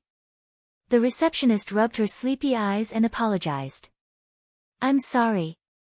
If someone from the production team goes missing, shouldn't we call the police directly? Call the police. That's right. May I ask how long has she been missing? Since 10 o'clock until now. Call the police, then. Yu Yu said, even if we call the police, we'll only take a statement and file the case 48 hours later. Mu Shi nervously said, actually, given the current situation, we don't need the police to make an appearance. We just need to know where she went after entering the hotel. It's like this. The receptionist explained seriously with a frown. If the police don't make an appearance, we don't have the right to access the footage, the receptionist said truthfully. Why? We don't have the authority, the receptionist said. Some time ago, a client's laptop and some belongings were stolen from the hotel. He also requested for the footage to be removed. In the end, the police had to intervene to get the footage. Yu Yu furrowed his brows. This hotel's service attitude was really worrisome. Mu Shi had already gone to the side to call the police. In the end, the police replied that there were not many officers on night duty at the police station. 2 of them were taking statements and could not respond to the call in time. They also said that if the person was missing, it was recommended to call the police 12 hours later or wait until after 8 a.m. for the police to send someone to understand the situation. After hanging up the call, Yu Yu asked about the situation, and she told him the truth. What should we do? She asked anxiously, subconsciously asking for his opinion. Even she did not realize that an adult like her was seriously asking a child for advice. Yu Yu's pink lips slightly pursed. Then, he thought of something and took out his phone to dial a number. The phone rang for a long time before it was picked up. He said, Daddy, I'm at Hao Tai Hotel now. There's an emergency. Come over. Mu Shi stared dumbfoundedly at him as he calmly hung up the phone. Her mind was in a mess. She could see the anxiety and nervousness in the child's eyes. Even though he was anxious, the calmness he showed was admirable. 10 minutes later, a sports car stopped at the entrance of the hotel. When the slender and handsome man appeared at the entrance, she was stunned. Only then did she realize why this child's appearance was so familiar. Mu Shi's lips twitched as she sized up the father-son pair in a daze. The father of this child was actually the crown prince of the Mu clan, Mu Yaja. She suddenly understood the killing intent and anger in his eyes when he saw Yun Shishir being bullied and slapped by Yan Bingqing. Chapter 827. Mu Shi was still in a state of confusion. Mu Yaja walked in and saw the little lad standing at the front desk. He walked over to carry him and asked him what had happened. The receptionist stared at the handsome man in front of her with her mouth agape. Even though Mu Yaja had rushed out in a hurry and was only wearing a casual shirt, she could still feel his innate elegance and nobility. Come to think of it, this man's identity must be either rich or noble, with an extraordinary background. He was tall and had an extraordinary aura. Just by standing there, his aura permeated every inch of the room, making the large space seem extremely narrow and small. While Mu Shi was still in a daze, Yu had already recounted what had happened to him in a very short time. Mu Yaja's eyes turned cold. When did she disappear? Yu said, Mommy's last reply was at 10:12 p.m. When I called her at 10:30 p.m., I couldn't get through. He could not contact Yun Shishir, so he rummaged through the house and found Yun Shishir's and Qin Zhou's name cards. He first called Qin Zhou's number, but it was switched off. He then called Mu Shi's number, which led to the subsequent incident. Yu continued, Now, I mainly want to see the hotel's CCTV, but the receptionist said that only the police have the authority to access the CCTV. Mu Yaja's cold gaze landed on the receptionist. The receptionist trembled under his glare and hurriedly explained, Sir, this is the hotel's rule. I really can't make the decision. If you're not the police, you can't access the CCTV. Have you called the police? Yes, but the police said that they will only arrive in the morning. Mu Yaja narrowed his eyes and carried Yu to a corner. He made a call and gave a few brief instructions. She did not know what he said, but soon, 3 police cars arrived in a hurry. What happened next left her dumbfounded. 4 to 5 men in police uniforms alighted. It was the police chief, Chen Wei, who had hurriedly led a team here. When he walked through the door, he saw a tall man standing in the hall. He immediately bowed and walked forward with a flattering and respectful smile on his face. It was worlds apart from Mu Shi's impression of a policeman who did not like to smile. Chen Wei walked up to Mu Yaja and bowed slightly, saying in an extremely respectful tone, Hello, CEO Mu. Hello. I didn't know it was you, so I've neglected you. Please don't take it to heart. Mu Yaja remained expressionless and did not speak. Son. Is. Mu Yaja did not fall for his trick, though. His voice was so cold that it made one's scalp tingle. I think we can skip the pleasantries. Business is more important, isn't it? This time, it was cold, dignified, and extremely intimidating. He stood there without any expression on his face, but he still exuded an aura of authority. Mu Yaja's name was known by everyone in the capital. It was just that very few people had the honor of seeing his face in person. This was Chen Wei's first time seeing him. Previously, he had only heard of his name. Now that he saw him in person, he was greatly shocked. Tall, handsome, and dignified, just like the rumors said, he was a dragon among men. Chapter 828. Mu Yaja said, I want to take a look at this hotel's CCTV, but the hotel said that they don't have the authority to do so without the involvement of the police. Chen Wei nodded repeatedly. Sir, you want to take a look at the CCTV, right? Leave it to me, I'll arrange it right away. With that, he straightened his face and walked to the front desk, putting on a dignified look that a bureau chief should have. Mu Shi, who was standing at the side, could not help but feel a little depressed. It was no wonder that people were so unscrupulous when it came to power and fame. Thinking about it, she had stood before the front desk and pleaded with them in every possible way, but the receptionist had rejected her several times. She even called the police, but no one came. What about now? To put it bluntly, it was just that she did not have enough face. At this time, the receptionist had already called the lobby manager on duty and invited him over. With the bureau chief here, the rest of the matter was naturally much easier to handle. The CCTV room was on the second floor, so a group of people crowded around Muyaja as they walked to the elevator. When they passed by the elevator, the receptionist saw that there was no response from one of the elevators and muttered, "Is this elevator broken?" "Broken? Why is it broken?" The lobby manager's face turned ugly. He immediately went forward to test it, and it was indeed broken. "Get someone to fix it this morning." Yu frowned and suddenly asked, "Could it be that Mommy is trapped in the elevator?" Shi was startled and was stunned. That seemed to be a possibility. Think about it, Mommy's phone can't be reached no matter what. Usually, there's no signal only in the elevator. Yu calmly analyzed the situation. At the side, the lobby manager's face turned ugly. How is that possible? If someone is trapped in the elevator, there are people on duty 24 hours a day in the CCTV room. They'll definitely discover it immediately. Maybe the person on duty in the CCTV room is dozing off like the receptionist. Yu retorted. The receptionist blushed. The lobby manager glared at her fiercely but still tried to salvage the situation. That can't be. Let's go to the CCTV room to take a look, we'll know. However, when the group reached the CCTV room's entrance, they saw 4 security guards playing cards in a corner with glowing faces. Rather than calling it a game of cards, it was more appropriate to call it gambling. The lobby manager was furious and scolded, "It's working hours now. What are you all doing?" The 4 of them were shocked. When they turned around, they saw the imposing and magnificent group. They stood up trembling with fear and awkwardly tried to smooth things over. The lobby manager still wanted to reprimand him, but Muyaja glanced at him. Chen Wei immediately understood and hurriedly said, "Don't waste time.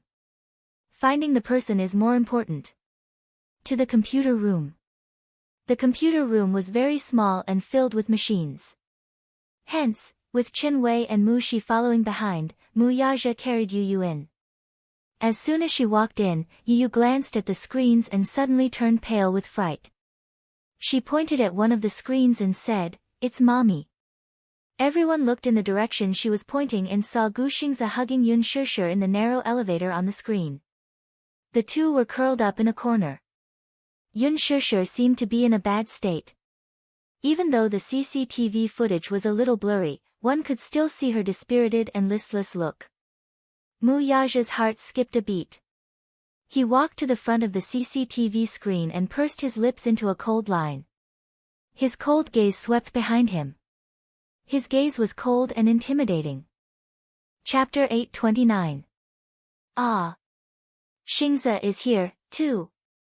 Mu Shi let out a yelp of surprise and went over to take a look.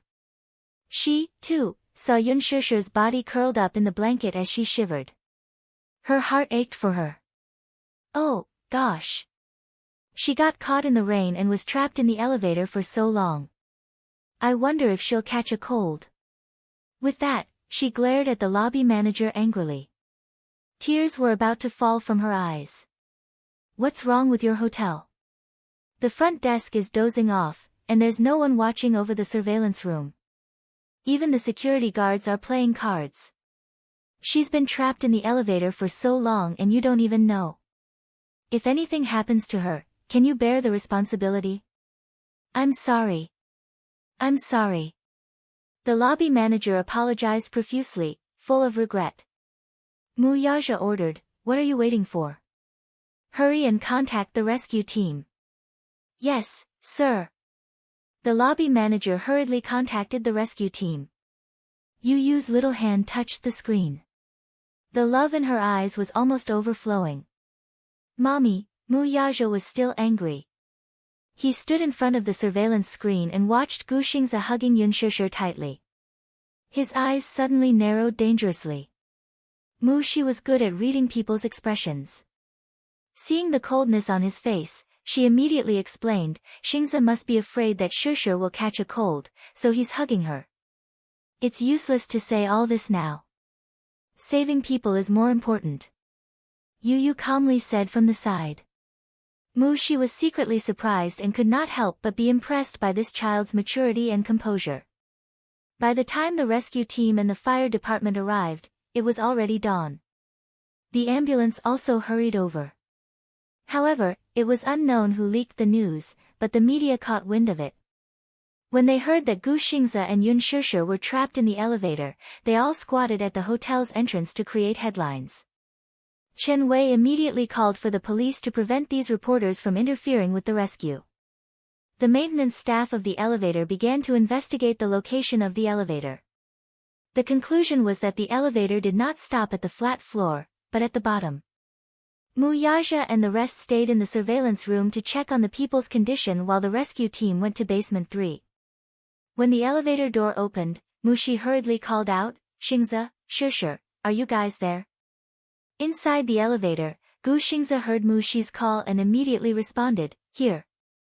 Yun Shishir, on the other hand, had a high fever and was unconscious. She did not have any reaction. "We're already thinking of a way to get you out." "Xingze, Shishir, how are you?" Gu Xingze quickly replied, "I'm fine, but Shishir has a high fever." "Hurry." Mu Shi was stunned and immediately pleaded, "Please, quickly save him." All right. Miss, please calm down first. We'll get the equipment immediately." As the elevator stopped at the bottom, they first had to manually turn it to a position roughly parallel to the floor before they could save the people. Mu Shi immediately said, "Xingze, Shishir, be careful. We'll be able to get you out soon." "Okay." Gu Xingze immediately patted Yun Shishir's cheek gently and said, "Shishir, wake up. Wake up, we'll be able to get out soon." Gu Xingze could not help but hug her tighter. He gently planted an encouraging kiss on her forehead, raised his face, closed his eyes, and took a deep breath. Chapter 830. In the elevator room, 2 maintenance workers were setting up the winch mechanism to prevent the elevator from moving too quickly or accidentally when the brakes were released. The other used a mechanical method to loosen and tighten the brakes. When the brakes were released, the other 2 used their strength to pull the winch mechanism to slowly move the elevator upward. The elevator shook uneasily as the lights flickered. Yun Shishir curled her body even tighter. The excessive shaking made her headache worse and made her dizzy. Every time there was a violent shaking, there would be a dead silence. Then, there would be another tremor. In the control room, Yu Yu was also looking at the scene on the screen anxiously. He suddenly raised his head and said to Mu Yaja, "Daddy, let's go to basement 3. Mommy doesn't seem to be feeling well. I'm worried." "Okay." Mu Yaja carried Yun Tianyu to basement 3. However, when they arrived, they did not see the medical team. Yu Yu asked, and Mu Shi immediately said, "I'll go take a look." Not long after, she hurried back and said, "The entrance is surrounded by reporters. The ambulance is blocked by a human wall, so it can't enter. Chief Chen has already sent more people over." "Reporters?" Mu Yaja knitted his brows in displeasure. Mu Shi said indignantly, "Yes. I don't know who leaked the news, but when the reporters heard that Gu Xingze and Yun Shishir were trapped in the elevator, they all rushed over to get a scoop." Yu Yu also frowned and asked, "Where's the police?" Mu Shi said anxiously, "There are too many reporters. Various media outlets have sent many people to snatch the news and report, so there's not enough police." On the other end, the elevator maintenance workers' walkie-talkie reminded them, "Soon. Be careful." A group of people gathered around the elevator. Then, they heard a "quang," and the elevator made a deep sound. The walkie-talkie said, "It's in place." When the rescue team opened the elevator door, they saw Gu Xingze hugging Yun Shishir in the corner of the elevator. When he heard the commotion, he looked up and bumped into Mu Yaja. He was slightly stunned, but in the time he was in a daze, Mu Yaja had already strode into the elevator, picked up Yun Shishir from his arms, and left without looking back. Yu Yu followed closely beside him and couldn't help but stand on her tiptoes to check on Yun Shishir's condition. Her small hand gently held her mother's hand, and her delicate eyebrows suddenly furrowed. Mommy has a high fever. Muyaja lowered his head and pressed his forehead against hers. Feeling the heat from her forehead, a trace of uneasiness appeared on his face. She glanced at Yun Shishir and then at Gu Xingze. She hurried in to help him up. Gu Xingze slightly dodged her attack. She froze in midair. She suddenly remembered that Xingze seemed to have a serious obsession with cleanliness and did not like excessive contact with others. At the thought of this, she looked slightly embarrassed and smiled with concern. Xingze, are you all right? Gu Xingze slowly stood up, but he had been squatting for too long. When he stood up, his body swayed slightly and he felt a little dizzy. He wanted to chase after Yun Shishir to check on her condition, but Muyaja had already carried Yun Shishir away in a hurry. When he appeared at the door with Yun Shishir in his arms, it caused a huge commotion. Chapter 831. Oh my god!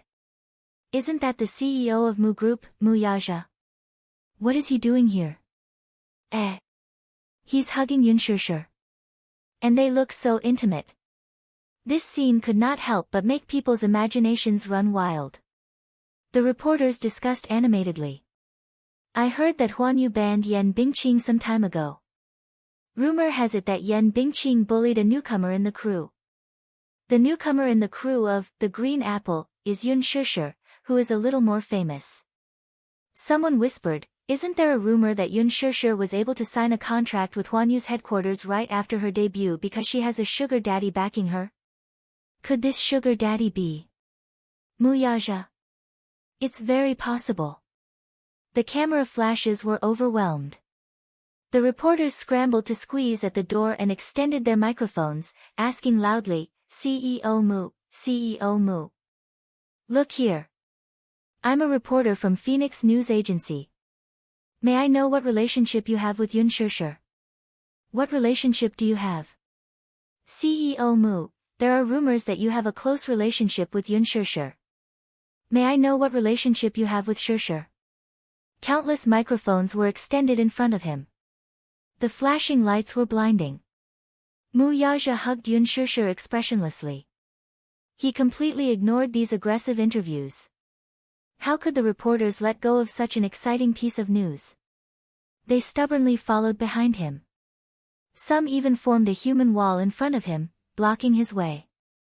Muyaja narrowed his eyes. His handsome face was extremely gloomy, and he was about to explode. Yun Shishir nestled in his arms. There was a loud noise in her ears. So noisy, the flashing lights were so glaring that it made her eyes hurt. Muyaja lowered his head and saw her slightly uncomfortable expression. His eyes were tinged with coldness and sharpness. He swept his gaze across the surroundings. Suddenly, a biting cold aura spread out and froze everything. However, these professional reporters were not to be trifled with. They were not afraid of his terrifying expression at all and still kept moving forward. Yu grabbed onto Muyaja's sleeves tightly, but she was still squeezed by the crowd. He had never seen such a congested scene. There were so many people in front and behind that not even a drop of water could trickle through. Questions came one after another, leaving no time for anyone to digest and understand the situation. She had also arrived, but when she saw the crowd at the entrance, she was stunned. She subconsciously put on a professional smile and said, everyone, please don't crowd. Please be careful and don't crowd the entrance, okay? The situation is critical now. Everyone, please make way.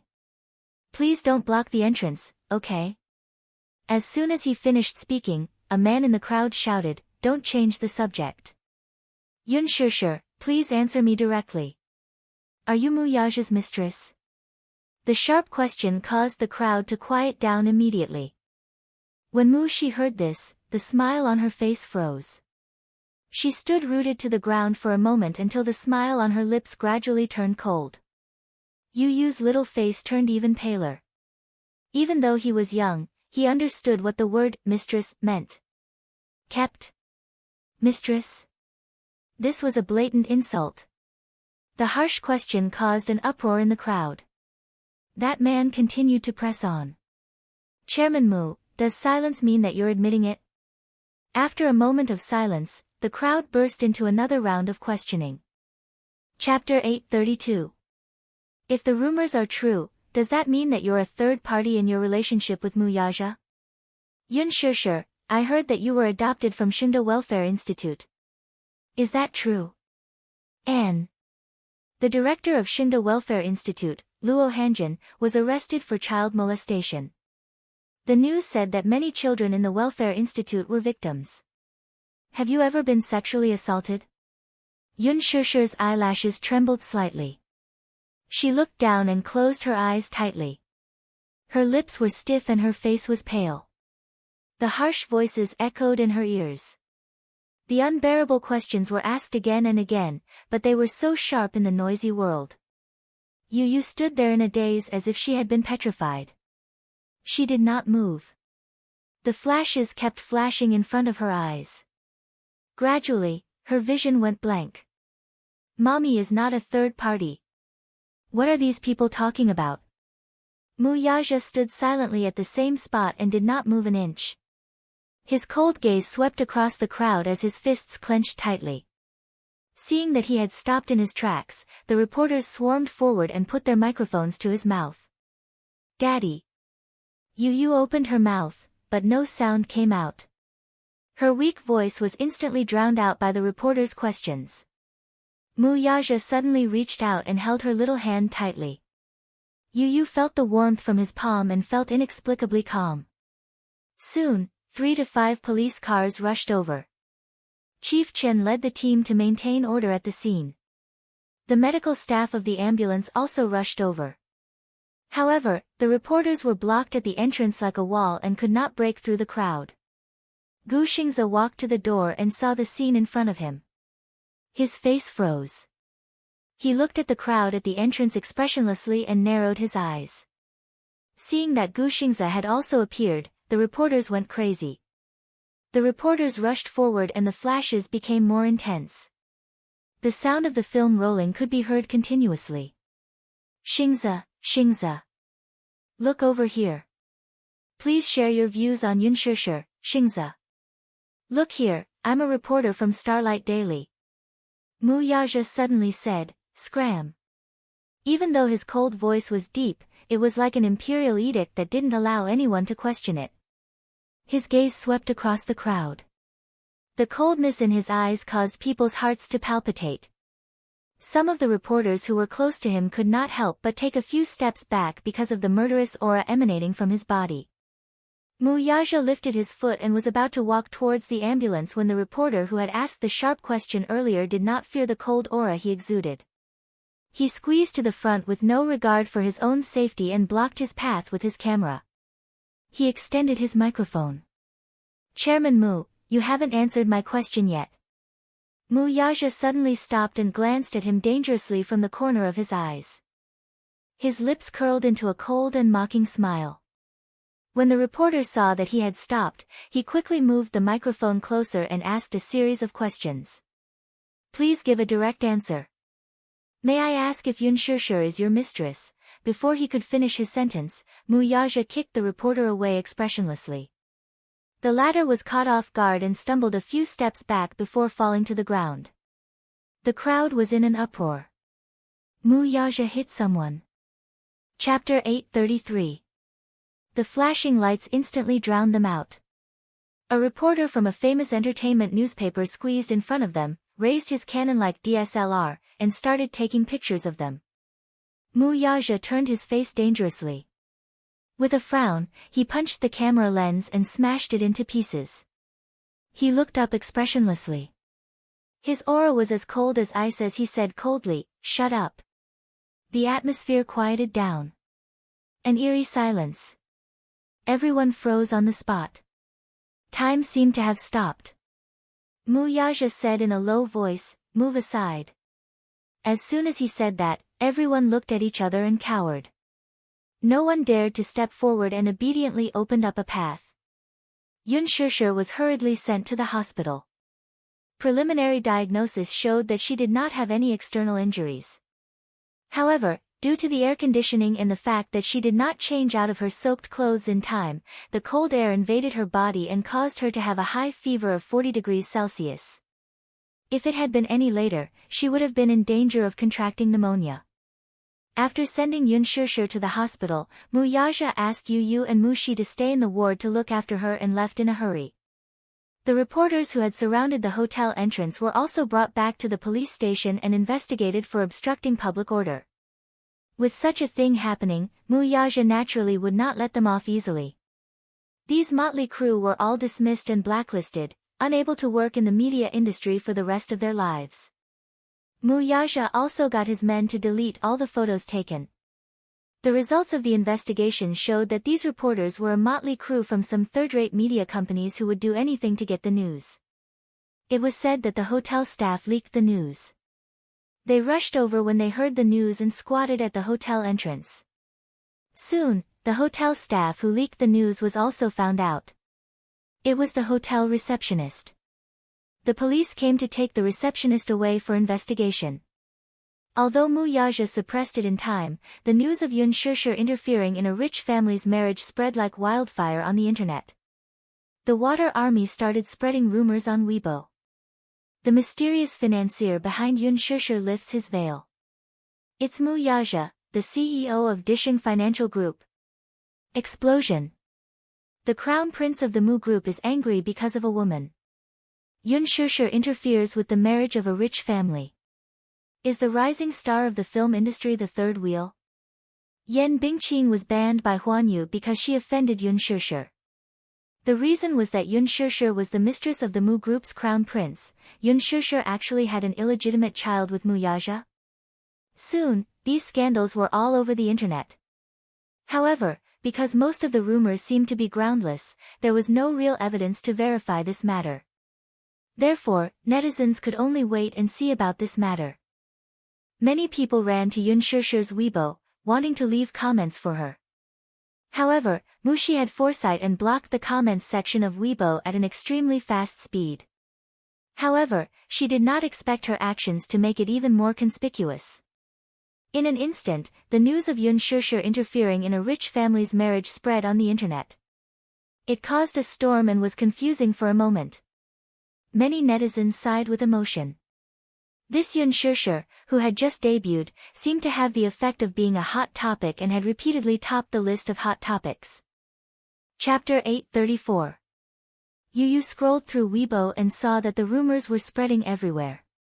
He vaguely smelled something fishy. He felt that there was something fishy about this matter. Huanyu Entertainment had a monopoly on the media industry. However, the topics on Weibo were mostly directed toward Yun Shishir and Mu Yaja. Huanyu Entertainment did not even make a move. This was indeed a little abnormal. Not to mention Mu Yaja, even Yun Tianyu could sense that something was fishy. After Mu Yaja was done with his work, he received a call from Mu Sheng, asking him to hurry back to the Mu residence. He righteously said that he had an urgent matter to announce. He did not need to think to know what it was. Mu Yaja did not care about it at all. Yun Shishir was still in the hospital, and he did not know what was going on. No matter how important the matter was, he had to put it aside first. Hence, after leaving the police station, he drove to the hospital. When he entered the ward, Yu was guarding by the bed. Yun Shishir was asleep. She had changed into a clean hospital gown with the help of the nurse. At the same time, she used a hot towel to wipe her body. The 4th drip was already changed to the 4th bottle. Seeing him walk in, Yu's face showed dissatisfaction. Mu Yaja exchanged glances with him and easily caught the displeasure in his eyes. Without guessing, he knew what the little guy was unhappy about. He was different from other children and matured at a young age. Hence, when he was surrounded by reporters at the hotel entrance, those sharp words hurt both Yun Shishir and him. "You're here." Yu glanced at him, his expression a little cold. "Have you settled everything?" "Yes, I have." Mu Yaja walked to the bedside and reached out to check the temperature of her forehead. After 3 bottles of 4 drip, the temperature had dropped, but the fever was still not completely gone. You did not intend to let the interrogation go just like that. He suddenly pulled his hand and led him to the balcony. Closing the door and leaning against it, the little guy's face was cold, and there was no need to hide the anger in his eyes. What happened today made me very unhappy. With a short opening speech, the little guy went straight to the point. I know that some media reporters are very unscrupulous and that we shouldn't bother with their sharp and tricky questions. I also know that mommy will have to face some rumors when she enters the entertainment industry, which is a place of trouble. This is not what I want to see, though. Okay. Mu Yaja waited for him to continue. His son was young, but the words he spoke were much more mature than an adult. I heard someone asking you if mommy is your mistress. I don't want to hear such a question a second time. Do you understand? After a pause, Yu expressed his attitude. If there's a next time, even if you don't do anything, I won't let it go. What will you do? You don't have to ask me what I will do. I won't interfere with you, and you don't have to ask me about my decision. I only want to tell you that I will only do what I think is right. His young voice revealed his determination. In his heart, he was thinking that if there were such unbearable rumors in the future, he might take action and get rid of Mu Wanru. Chapter 835. Making a person disappear from this world without leaving a trace was not a difficult task for him. Mu Yaja saw some clues in his son's eyes. It seemed that his son had some tricks up his sleeve. However, as a father, he naturally didn't want his son's hands to be stained with those unclean things. So, he said, give me a month. A month? Yu was obviously unhappy with the number. He shook his finger and said, I'll only give you half a month. Mu Yaja thought for a moment and said, okay. Yu said, Daddy, don't let me down. After all, you're my daddy. You're an excellent man. Don't let my mommy get hurt again. Mu Yaja reached out and rubbed his son's hair. Then, he heard the little boy say seriously, I know why you haven't done anything yet. What do you mean? You've seen through Mu Wanru's identity long ago. I know why you haven't done anything about it yet. Oh. Mu Yaja was surprised. He squatted down and looked into his son's eyes. Tell me, what's the reason? You're waiting for the right time.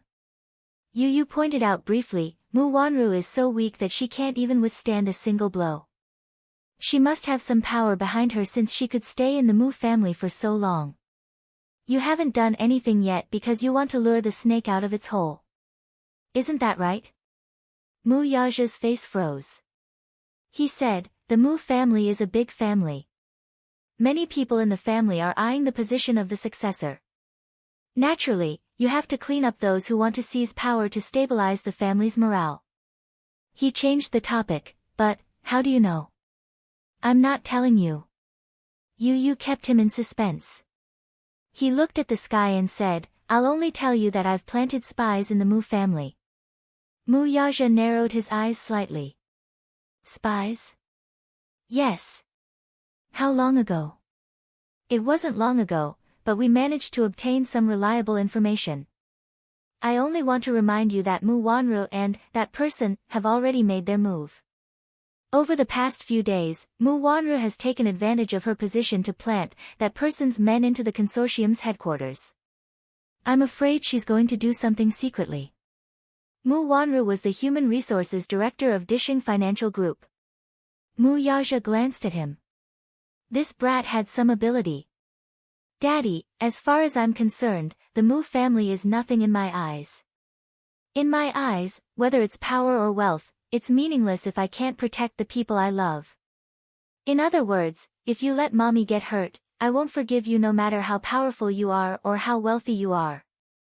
Yun Tianyu did not care about a mere Mu family. Mu Yaja didn't care about it either. His current status and power were not entirely dependent on the Mu family. Outside of the Mu family, he already had his own empire, one that was on par with the Mu family's. In other words, he did not care about the inheritance of the Mu family that Mu Xing mentioned. He originally wanted to wait until Grandpa Mu breathed his last before eliminating the remaining members of the Mu family one by one. In the past few days, that person had indeed lost his cool and was slowly giving himself away. Alas, that person was a sly old fox who hid his true colors well. It seemed that he had to hasten his actions. "Didn't you give me half a month's time?" Mu Yaja said. "It's a deal, then." Chapter 836. Mu Yaja narrowed his eyes. His admiration for his son grew. It was as if the student had surpassed the master. This son of his would definitely be very capable in the future. He was so young, yet his mind was so complicated. He even knew how to play the tricks of a big family. In fact, this feeling was very unpleasant. His son seemed to know everything about him, but he couldn't figure out what kind of power was behind his precious son. "Stay at the hospital and accompany mommy. I'm going back to the Mu residence." Mu Yaja gave a few more instructions before leaving in a hurry. On the way back, he received a call from his grandfather, urging him to go home. He said that he had something important to announce. The important matter he was talking about was probably his engagement with Mu Wanru. These few days, the muse had received news that Mu Xing's health was deteriorating, and his situation was getting worse. It was as if he knew that he did not have much time left and was about to die. He started to worry about his marriage with Mu Wanru and started to make arrangements for it. It was said that Grandpa Mu planned to hold the wedding within this month as soon as possible. He did not return to the Mu residence these few days, and Xiao Yichen was arranged to stay in the condominium beside Dishing Financial Group. When he returned to the Mu residence, Mu Xing saw him without batting an eyelid. Mu Wanru, on the other hand, was beside Mu Xing. She kept her head down and secretly observed his expression from time to time. Mu Yaja glanced at her and happened to catch her secretly looking at him. His gaze was cold and deep. It was as sharp as a sword covered in snow, and it made her panic. She felt that no matter what she did, she could not escape his eyes. When Mu Yaja sat down, Grandpa Mu did not make any small talk. Instead, he went straight to the point. "When do you plan to set the wedding date?" His question left no room for negotiation. Before Mu Yaja could say anything, Grandpa Mu said unhappily, "Wanru is pregnant. Don't delay the wedding any longer.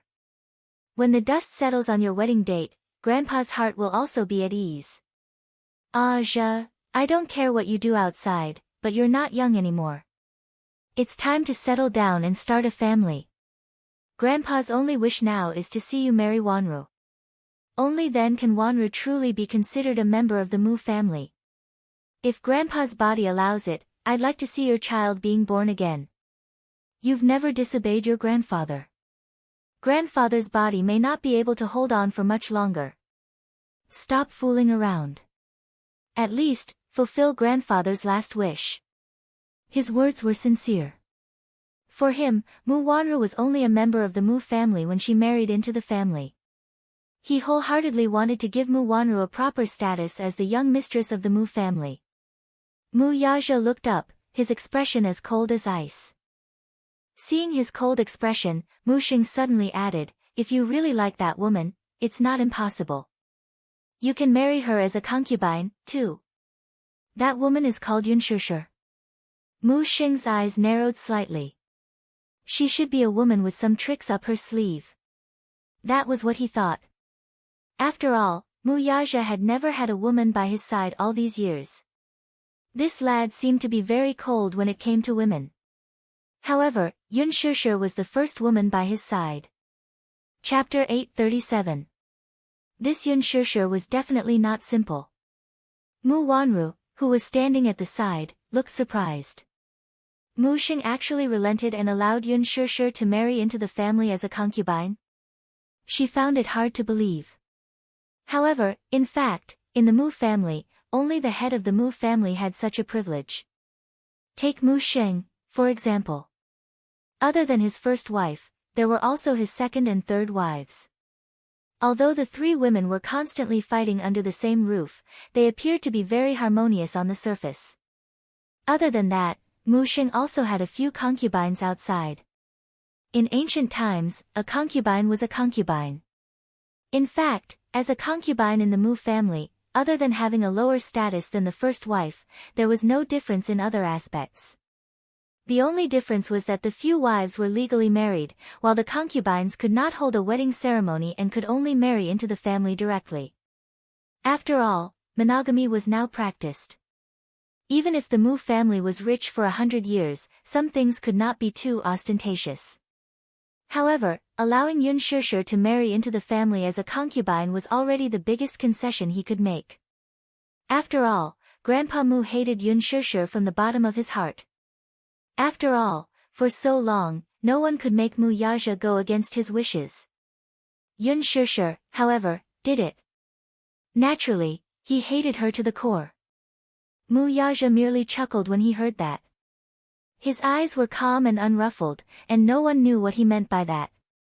However, since Mu Xing had already made his intentions clear, he intended to make a proper decision on this matter this time. Grandpa, I remember that when I was still young, you arranged a marriage for me, right? Mu Yaja looked at him as he said this. His interruption was so sudden that Mu Xing did not react in time. Don't you remember? Mu Yaja paused for a moment before saying casually, although I was young, my mother told me that you arranged a marriage for me. I heard that the girl is from the capital's Song family. Song family? Mu Wanru obviously did not know about this. After all, this happened before she was taken into the Mu family. Mu Yaja said again. The Mu family in the capital is a prestigious family. But after Mu Wanru returned to the Mu family, you didn't hesitate to offend the Song family's old man and cancelled the engagement. Growing up in a wealthy family, marriage had been reduced to a bargaining chip. It was not something that they could decide. For example, the marriage between a father and a mother had nothing to do with romance or love. It was just a marriage between two families. The marriage between the two was nothing more than a paper deal between two wealthy families. What puzzled him, however, was that, after Mu Wanru's return, Mu Xing resolutely called off the engagement between the two families. This made Old Master Song very embarrassed. Mu Xing's face froze, but he did not say a word. Indeed, this did not seem to be his character. According to him, marriage was just a bargaining chip in exchange for fame, wealth, status, and power. Mu Wanru's mother, Mu Qingcheng, was just a singer. She did not have any maternal power to speak of. Mu Xing's insistence on letting Mu Wanru marry into the Mu family, even making her the main wife, was indeed beyond everyone's expectations. Mu Yaja's eyes turned cold. You keep saying that you want me to fulfill your wish. I just want to ask you what wish Grandpa wants me to fulfill by marrying this woman. Mu Xing sealed his mouth tightly, unable to say a word. Chapter 838. This grandfather of his was in his twilight years and did not have many days left to live. As he grew older, he no longer had that much ambition. Before he died, he only wanted to fulfill his unspoken wish. That was his unfulfilled wish for Mu Qingcheng. His love for her was no longer in the category of adoptive father and daughter.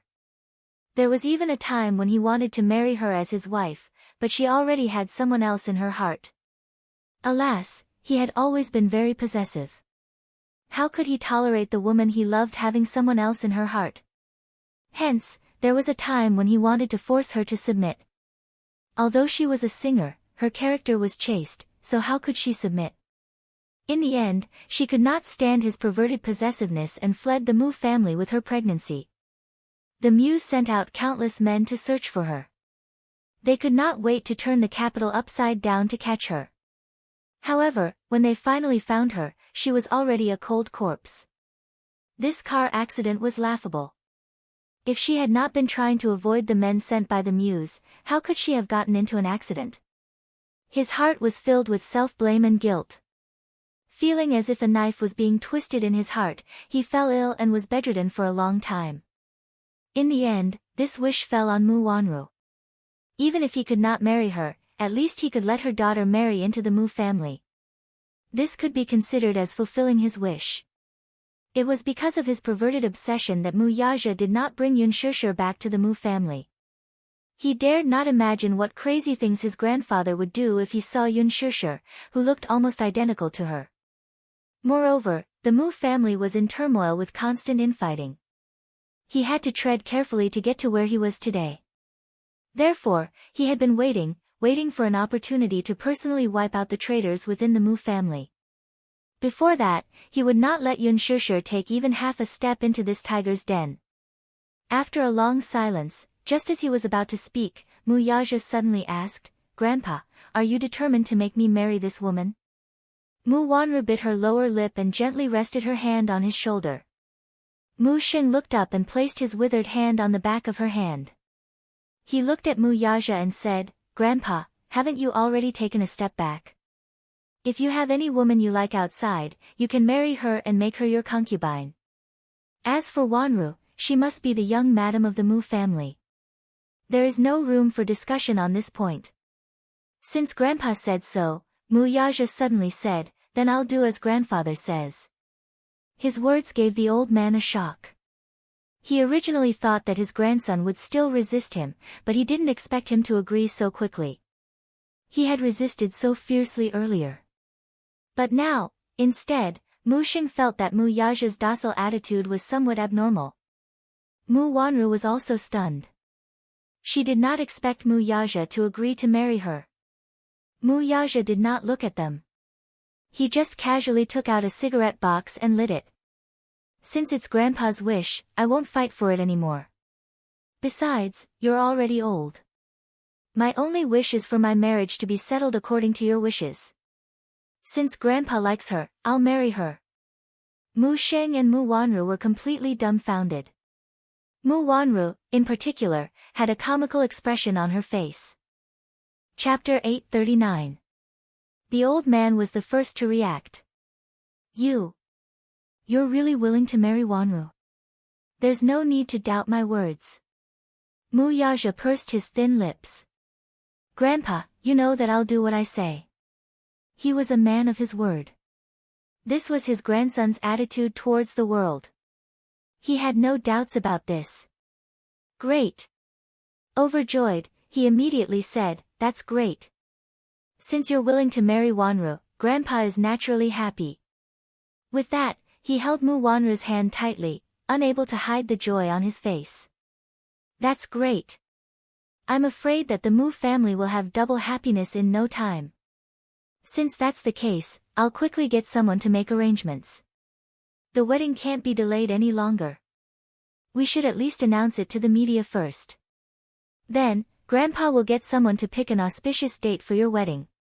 According to tradition, after the wedding date was set, the Mu family would hold a grand press conference and invite business and political celebrities, aristocrats, and various media outlets to witness it.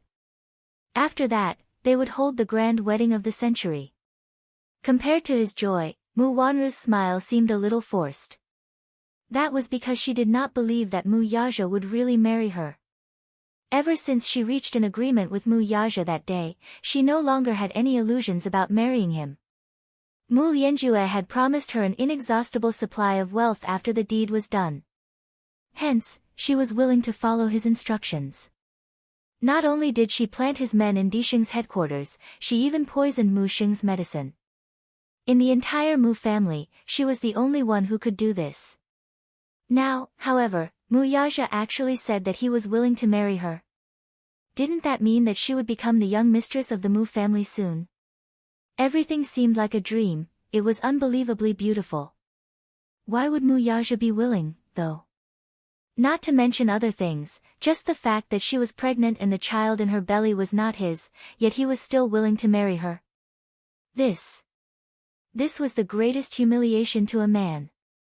"Grandpa, there's one thing you must do, though." Don't forget what you promised me earlier." Mu Yaja's words were concise, but Grandpa Mu understood and nodded. "Don't worry. Grandpa will give it to you before the wedding." The Mu family's power. Although Mu Yaja was the heir of the Mu family and had the right to inherit, this power was different from the inheritance. The Mu family's power symbolizes the highest authority. Only the patriarch had the right to do so. Mu Xing had once promised him that if he married Mu Wanru, he would pass the family head position to him. Generally speaking, given Mu Xing's character, he would not hand over the Mu family's authority unless he was on his deathbed. After all, in a family like the Mu clan's power meant supreme power. If one had the Mu clan's power, it meant that the Mu clan had the power to control life and death. Many people coveted it. Think about it, if Mu's families to be Mu's to the family to have the families to be. The family's morale would be unstable, and he would not be able to rest until his death. If it were someone else, he might not agree. Mu Yaja, on the other hand, was his most trusted grandson. Grandpa Sheng, on the other hand, trusted him. Chapter 840. Oh. Although she was unwilling, she could not pry any further from his stern words. After a moment of silence, the old man said, "How about this? I'll announce it on the day you and Wanru get married." Mu Yaja replied, "Since that's the case, I'll go make the arrangements now." Okay. The old man nodded in relief and did not say anything else. Mu Yaja went upstairs. Mu Wanru hurriedly chased after him. Sha! He stopped in his tracks and slowly turned around, only to see her standing behind him bashfully with a complicated expression. She was stammering and hesitating to speak. "What's the matter? Mu Yaja, are you really willing to marry me?" Mu Wanru asked hesitantly. Her eyes were filled with disbelief and even unconcealable suspicion. Mu Yaja glanced at her, but his eyes were cold and indifferent. Hearing her question, he raised a brow impatiently. Mu Wanru quickly explained, "I don't mean anything else. I'm just curious. After all, you said that you won't marry me. It's really surprising that you've changed your mind." "What's so surprising about that?" Mu Wanru laughed and said, "I'm just too happy, so happy that I'm still a little doubtful. I don't believe that you're really willing to marry me. I still feel like I'm living in a dream." Mu Yaja remained silent. Mu Wanru could not help feeling awkward, but she still wanted to clarify this matter. After all, the love she had for Mu Yaja was hard to let go. "If you marry me, then what about Yun Shishir?" she asked carefully. Mu Yaja coldly replied, "You have no right to mention her." Mu Wanru's face was suddenly filled with disappointment. She said in shame, "Yes, I know. I know that it's already my greatest honor that you're willing to marry me. Other than that, I won't ask so much from you. But, if you really want to marry me, I swear, I will learn how to be a qualified young mistress of the Mu Jia. But do you really not mind my past?" Her mind was in a mess. She always suspected that Mu Yaja didn't marry her for such a simple reason. Therefore, she wanted to find out more about it. After all, Mu Yaja was extremely shrewd.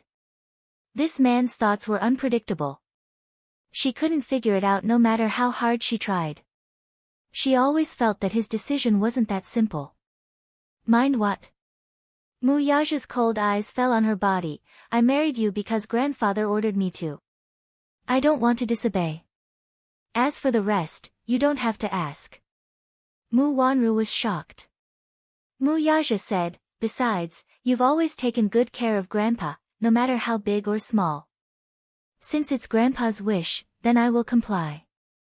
You married me, then do you like me?" Even if it was just a little bit, it made her so happy that she couldn't control herself. But he coldly asked, "What does my marriage with you have to do with whether I like you or not?" Mu Wanru choked. "I know that you married me because of grandfather's order. It has nothing to do with romance or love. I also know that I let you down. But in the future, I will try my best to play my role. It's good that you know." Mu Yaja finished and turned away. Mu Wanru, on the other hand, stood rooted to the spot. Her heart was in a mess. She went back to her room and sat on the bed, but she felt that her thoughts were in a mess. Chapter 841. Initially, she had been following the man's plan in an orderly manner. Now, however, things seemed to have taken a turn for the worse. Since Mu Yaja was willing to marry her, it meant that she would soon be the real young mistress of the Mu family. This meant that she should be on the same side as Mu Yaja and Mu Yanjue's enemy. Should she still carry out the man's plan, then? Mu Wanru was in a terrible fix from the series of events.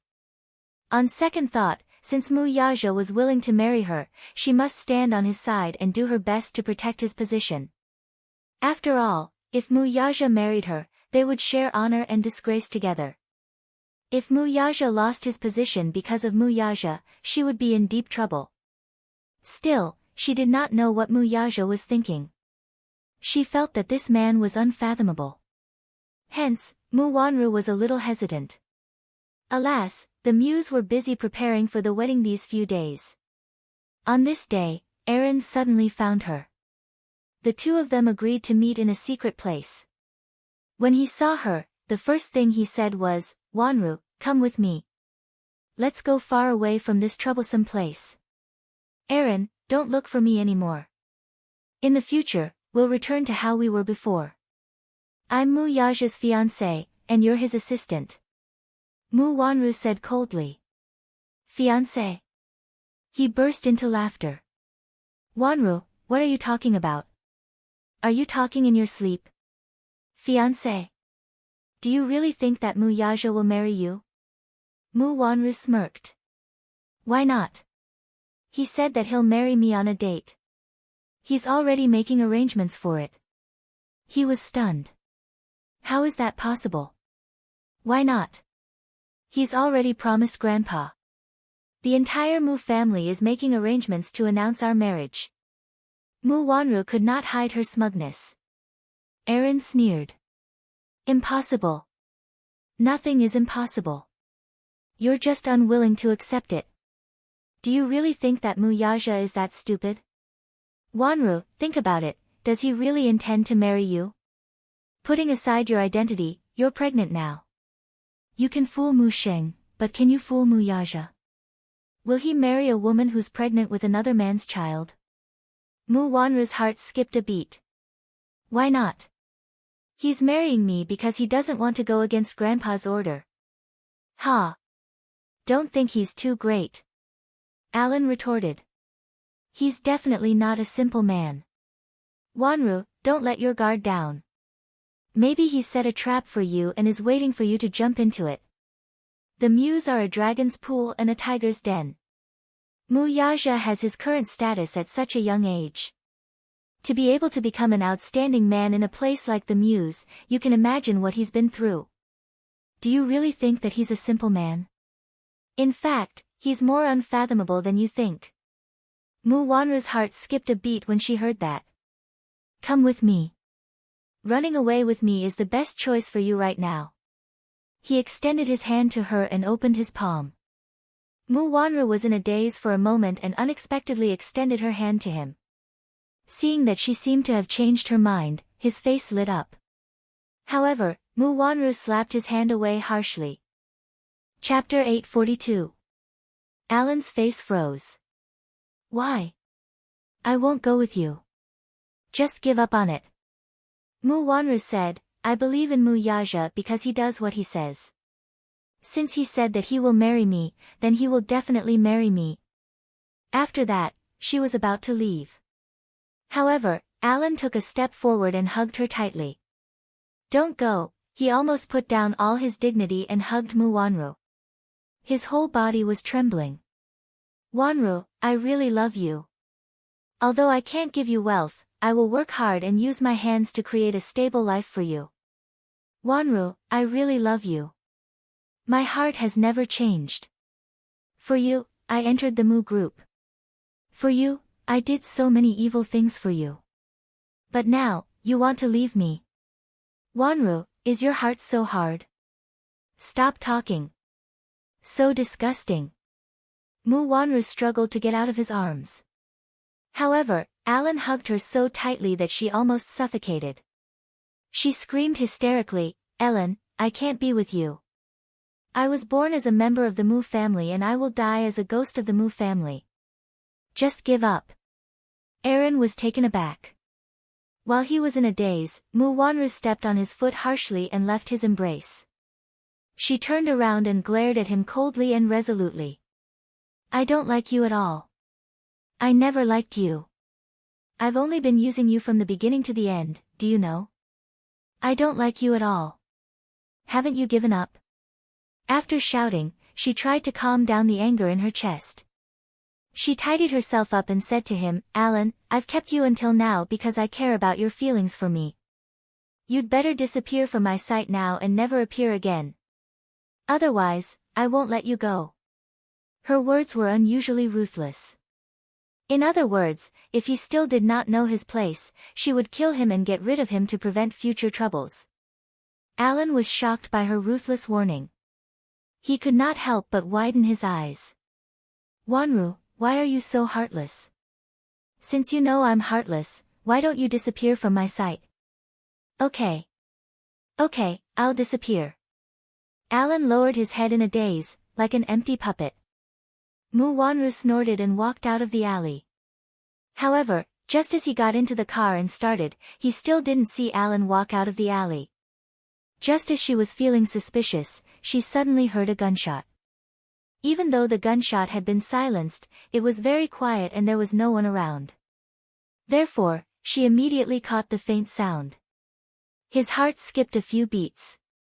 She got out of the car and walked to the entrance of the alley, but what she saw made her heart palpitate. Alan leaned against the rugged wall, his eyes wide open, his face pale, and his weak body slowly slid down the wall. Dark red blood splattered on the wall.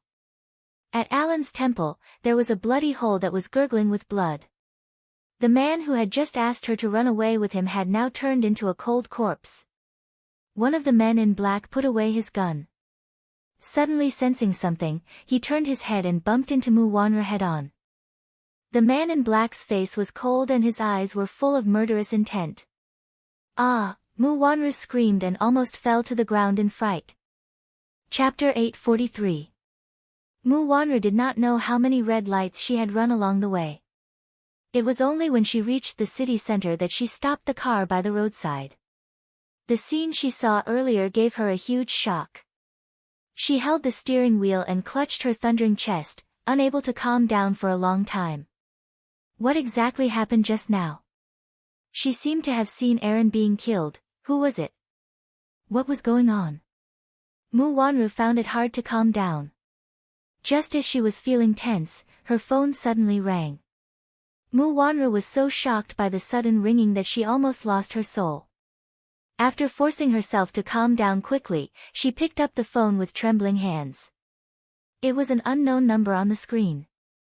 Having just received a huge shock, she could not help feeling jittery.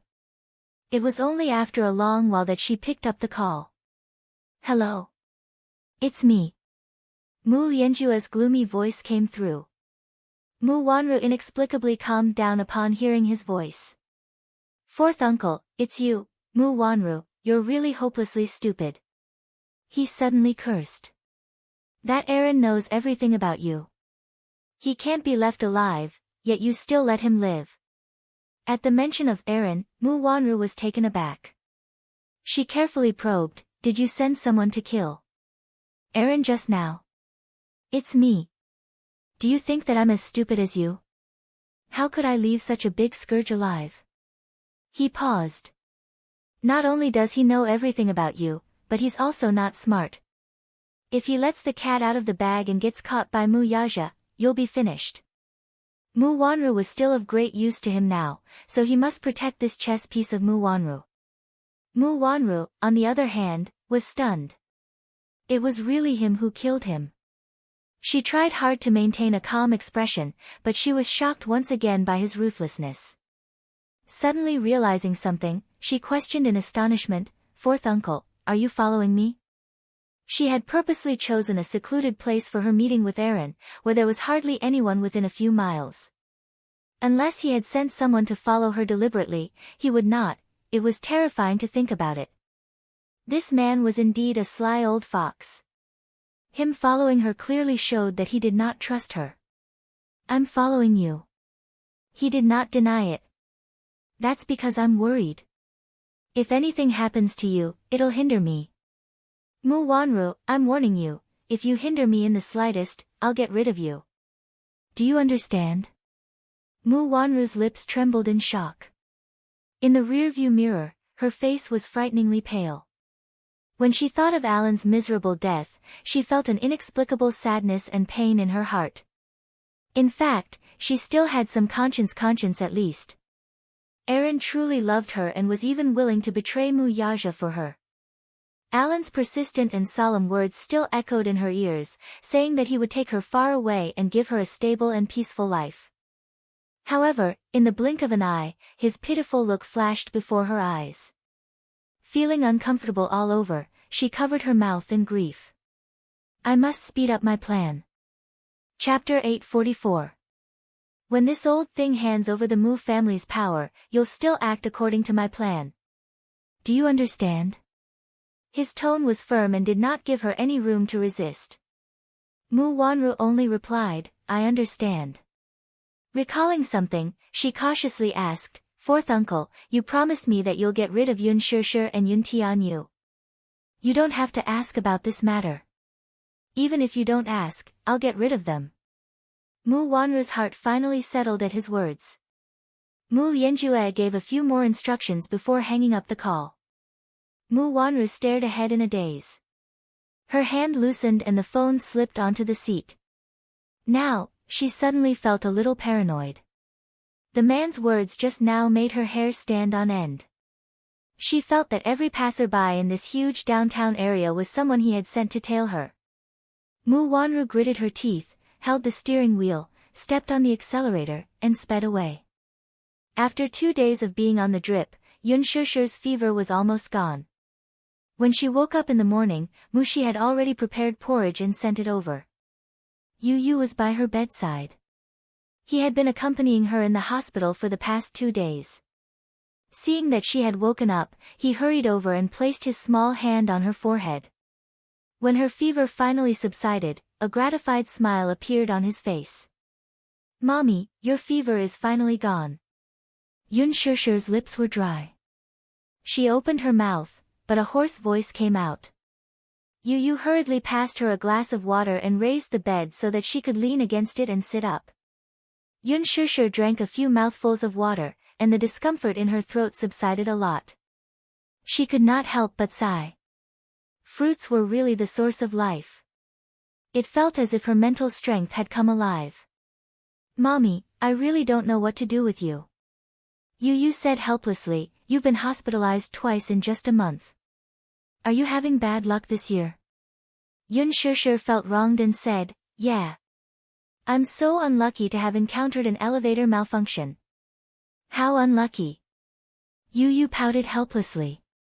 Taking the porridge mou she had cooked for him, he sat by the bed and fed her spoonful by spoonful. Yun Shishir had a lot of feelings in her heart. On the first night in the hospital, although she was unconscious, she could still feel that Yu Yu had gotten up in the middle of the night to cover her with a blanket. It was better to sweat more when one had a fever. And when she felt hot, sometimes she couldn't take it anymore, so she kicked off the quilt. Yu Yu patiently got up and covered her up again for the next 2 days. Even Mu she sighed. It was a great blessing to have such a filial son. Yun Shishir was well aware of this. Hence, when she looked at Yu Yu, the guilt in her heart almost overwhelmed her. Seeing the unconcealable guilt on her face, Yu Yu pretended to be relaxed and said, Mommy, what's with that look? Yu Yu, it must be hard for you to take care of Mommy like this. Of course. Mommy always kicks off the quilt at night. This is a terrible habit. You're sick now, yet you don't know your place. You must not have slept well these 2 days, right? Yun Shishir was about to cry from self-reproach. How could she be so lousy? How could she let her son worry about her all the time? This feeling was terrible.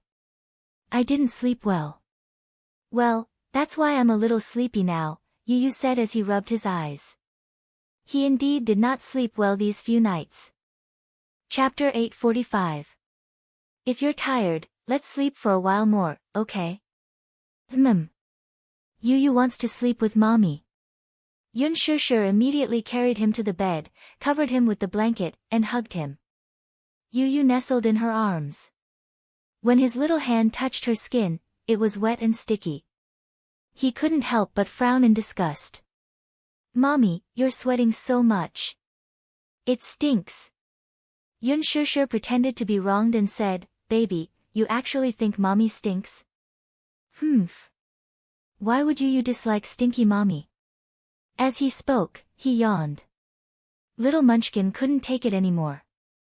He didn't tell Yun Shishir that he hadn't slept properly for 2 days and 2 nights. Other than worrying about her, he was afraid that she would kick the blanket and catch a cold. Of course, this was only part of the reason. The main reason was that he was thinking about something. As for what it was, he naturally wouldn't mention it to Yun Shishir. Hence, he didn't sleep well. Hence, when his head hit the pillow, he fell asleep very quickly and let out a sweet snoring sound. In the past, he would always sleep quietly. Even his breathing was so soft that it was almost inaudible. However, at this moment, perhaps he was really tired. Even his breathing was a little heavy when he slept. Yun Shishir's heart ached as she hugged him tighter. She also fell asleep peacefully with him in her arms. The two of them didn't wake up until nighttime. Hence, when Mu Yaja carried Xiao Yichen into the ward, he frowned slightly when he saw Yun Shishir and Yu sleeping in each other's arms. It was almost night time. Why weren't they awake yet? The ward wasn't air-conditioned, and there was no fan. Only a small window was open for ventilation. Although the summer was over, the weather was still hot. There was no air conditioning in the ward, and they were still wrapped in blankets. Hence, when Mu Yaja walked to the bedside, he saw that Yun Shishir's forehead was covered in sweat. It was obvious that he had perspired a lot. Yu was no exception. He was drenched in sweat, but even though it was so hot, the two of them were still in a deep sleep. Even when Xiao Yichen accidentally bumped into the bedpost and made quite a bit of noise, they did not wake up. He hadn't come over for the past few days. Now that the heavy work on his hands had temporarily come to an end, he pushed everything aside. Little Yichen was also clamoring for his mommy, so he brought him along. Mu Yaja walked to the bedside and sat down. He reached out his hand and touched her forehead. She had sweated so much and had been on the drip for the past 2 days. Naturally, her fever had subsided.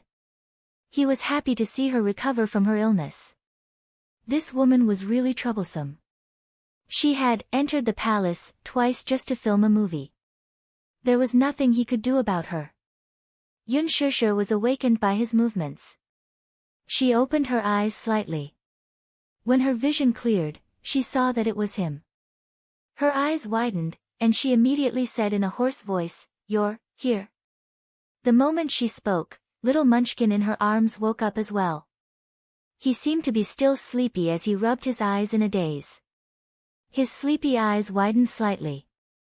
When he saw that it was Mu Yaja, he was stunned for a moment before calling out softly, "Daddy." Mu Yaja pulled him into his arms and gently stroked his messy hair. "You've been accompanying me in the hospital for the past few days. Did you not sleep well?" Yu nodded and yawned loudly. "I'm awake," he said in a childish voice. From afternoon to night, he had slept for a total of 7 hours. It was time to wake up. Chapter 846. He wondered if he would be able to sleep at night if he slept like this. Yu saw the smile on his father's face and seemed to be infected by his smile. He couldn't help but smile as well. For the father and son pair who had always been at each other's throats, this was probably the warmest and most harmonious scene in history. Yu seemed to have accepted him from the bottom of his heart and no longer resisted his touch. He even called him daddy willingly. In the past, if it weren't for Mu Yaja's threats, he wouldn't have called him daddy. Yu, can you do your brother a favor?" Xiao Yichen suddenly came over shamelessly with a fawning smile on his face. Yu glanced at him and saw the fawning smile on his face. He didn't have to think twice to know that he had a favor to ask of him. His elder brother had a favor to ask of him, but he couldn't possibly agree so quickly, could he? Hence, Yu pouted and said, "I'm not helping you." "Why?" Xiao Yichen pouted pitifully and said, "Actually, the favor I'm asking of you is really a small matter for you. It's a piece of cake for you." I can't help you for free. Yu suddenly rubbed his flat stomach and rolled his eyes. He smiled mischievously and said, how about this? You treat me to a big meal and I'll help you. A big meal? Wasn't that a small matter? Xiao Yichen agreed immediately. Okay. It's a deal then. Okay, tell me, what do you need help with? He. Xiao Yichen smiled and passed the arithmetic book in his hand to him. There are a few questions that I need your help with. Yun Shishir was so amused that she laughed out loud. These two little fellows were really too interesting. Mu Yaja's expression froze for a moment. How could he say that he felt embarrassed? As the older brother, he had to ask his younger brother for some simple arithmetic questions. Yu's lips twitched as he took the arithmetic book from his brother's hand. Although it was just a few questions, when he opened the book, he saw that it was full of multiplication and division. In addition to the arithmetic book, there were more than 10 English translation questions. Xiao Yichen went to Allen Bell Bilingual Kindergarten. Although it was a kindergarten, the teaching style was very strict. The school insisted on letting the children win at the starting line. They had already started to learn some questions that were only taught in primary school. Therefore, most kindergartens only to count, addition and subtraction, addition and subtraction. Subtraction and multiplication and division were taught. This was difficult for little Yichen. He rubbed his head for a long time and only felt a splitting headache. As for addition and subtraction, it was fortunate that he could count them one by one with his fingers. But when it came to multiplication and division, even if you counted your toes, you wouldn't be able to do it. Little Yichen grumbled, I hate math the most. It's not fun at all to do. You're so stupid. These questions are so easy, but you can't even solve them. If Xiao Yichen saw Yu's usual extracurricular exercises, he would probably collapse at the desk and foam at the mouth. Xiao Yichen seemed to understand the disdain in Yu's eyes. He held his heart in pain and said, Brother, you despise me. That's for sure. Sob, Xiao Yichen cried as he collapsed on the sofa. Yu took the exercise book and scanned through the questions. It was so simple that it made one's hair stand on end. Xiao Yichen eagerly handed over a pen. However, he did not expect Yu to take the pen from him and fill in the answers almost immediately after reading the questions. Chapter 847. Xiao Yichen felt that in the blink of an eye, Yu had already thrown the neatly filled arithmetic book to him. I'm done. You're so fast. He was in disbelief. Yu answered matter-of-factly, of course. These questions are too easy. Xiao Yichen's eyes went blank for a moment before he hurriedly flipped through the book to see if he had just filled in the answers half-heartedly. However, he casually picked a few answers and checked them with much effort. They were all correct. For a moment, Xiao Yichen could not believe his eyes. He felt that Yun Tianyou's calculation speed was unbelievable. How did he do it? How did he finish it so quickly? Xiao Yichen passed the English book to him. There were only a few translation questions left. Yu gave him a look of disdain before he swept through the questions like a whirlwind. Xiao Yichen's mouth was so wide open that 2 eggs could be stuffed in it. Yu reached out to lift his chin and manually closed his mouth. I'm done. That's amazing. Xiao Yichen exclaimed from the bottom of his heart in disbelief. He was waiting for Yu to be trapped by these annoying questions so that he could embarrass him. In the end, he finished it so quickly. He did not even know if it took him more than 5 minutes to finish it. Do you think I'm you? Yu looked proud. Despite his disdainful words, Xiao Yichen's praise was very pleasing to his ears. He raised his chin proudly. You're so good. Yun Shishir was also stunned by the speed at which he swept through the questions. She did not know that her precious son was so good at studying. Of course. Yu's little tail wagged. I'm much smarter than Xiao Yichen. Yes. Little brother, you're so smart. I spent half a day trying to solve these questions, but you finished them in just a few minutes. You're amazing. Xiao Yichen complimented him again. Yu Yu felt as if she was floating in the air and was about to fly into the sky. Mu Yaja pulled him down in time. Are you hungry? Yes, yes. Yu Yu nodded. I'm starving. I haven't even had dinner yet. Mu Yaja glanced at Yun Shishir with some resentment. Yun Shishir immediately raised her hands in surrender. I was wrong, I was wrong. I didn't take good care of Yu Yu, sob sob sob, mommy, you know it too. As for me, I don't need you to take care of me. You just need to take care of yourself. Yu Yu snorted, but there was a gentle and doting smile on her face. Xiao Yichen hooked his arm around his shoulder and patted his chest. Let's go. Big brother will treat you to a big meal. Thus, the two little guys went out to have fun with their arms around each other's shoulders. Yun Shishir was so amused that she rolled over on the bed and laughed. How did she give birth to these two clowns? One looked cold and aloof on the surface, but was actually a little joker. The other looked gentle and refined on the surface, but was actually a big tsundere. Mu Yaja sat on the bed and hugged the lazy and cute little woman in his arms. He saw that her body under the hospital gown was covered in sweat. She must have perspired a lot. This woman probably hadn't showered for 2 days. Yun Shishir suddenly calmed down when he hugged her like this.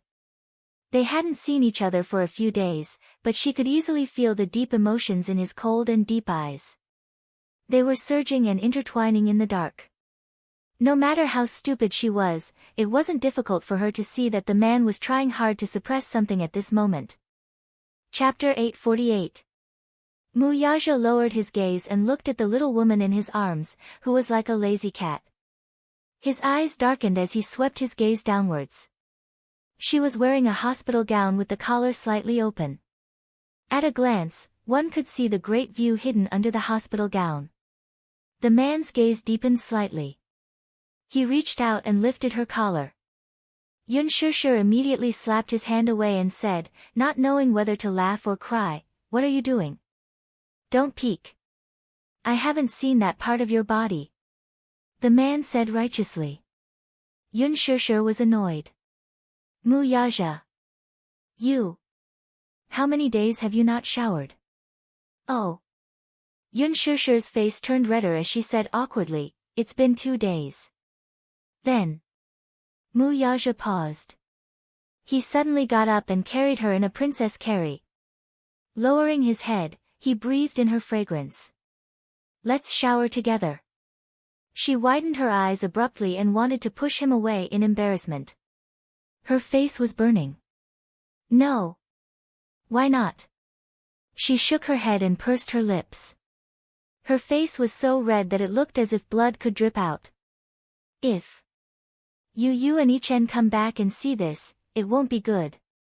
They won't be back for a while. Mu Yaja said with certainty, an unfathomable smile on his face. Yun Shishir was stunned. At first, she was still a little confused. However, when she saw the deep smile in his eyes, she suddenly understood. Mu Yaja must have colluded with Xiao Yichen. Xiao Yichen must have taken Yu Yu away under Mu Yaja's instructions to create private space for him. She angrily said, "Great. You and your father actually colluded in secret." Before she could finish her words, Mu Yaja lowered his head and kissed her lips, stopping her from speaking. Yun Shishir was startled by the sudden kiss. The man's kiss was urgent and deep. He hadn't touched her for a few days, and every part of his body was constantly missing her, clamoring for her. He couldn't control himself no matter how hard he tried. After all, he hadn't touched her for a long time, so his kissing skills were a little rough and clumsy. There were a few times when their lips touched, and it hurt her. Yun Shishir groaned in pain.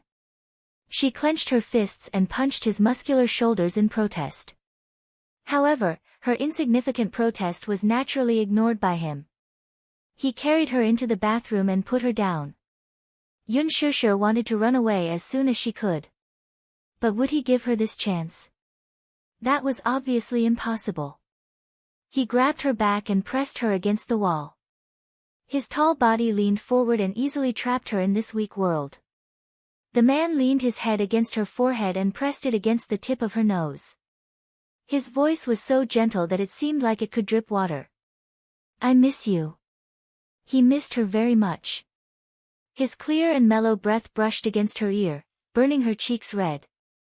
Yun Shishir shyly turned her face away.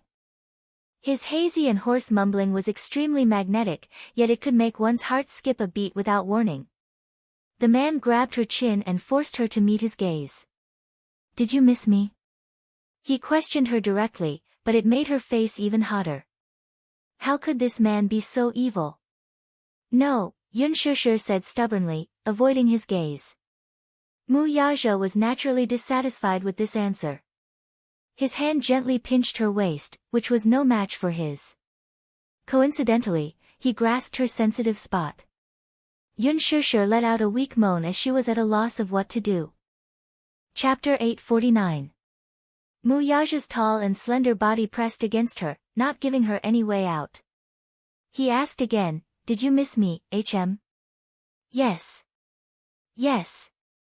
Yun Shishir saw his dark eyes and did not dare to provoke him, so she told him the truth. However, her face was already unbelievably red. Mu Yaja, however, was very satisfied with her reaction. He could not help but lightly touch her alluring red lips. As if he could not get enough of this delicacy with a single kiss, he pressed his cold, thin lips against hers. The tip of his tongue gently traced the shape of her lips, tasting her sweetness. He repeatedly touched her lips like a dragonfly skimming the surface of the water, kissing her lips clean. He pressed his lips against hers and asked again, what did you miss about me?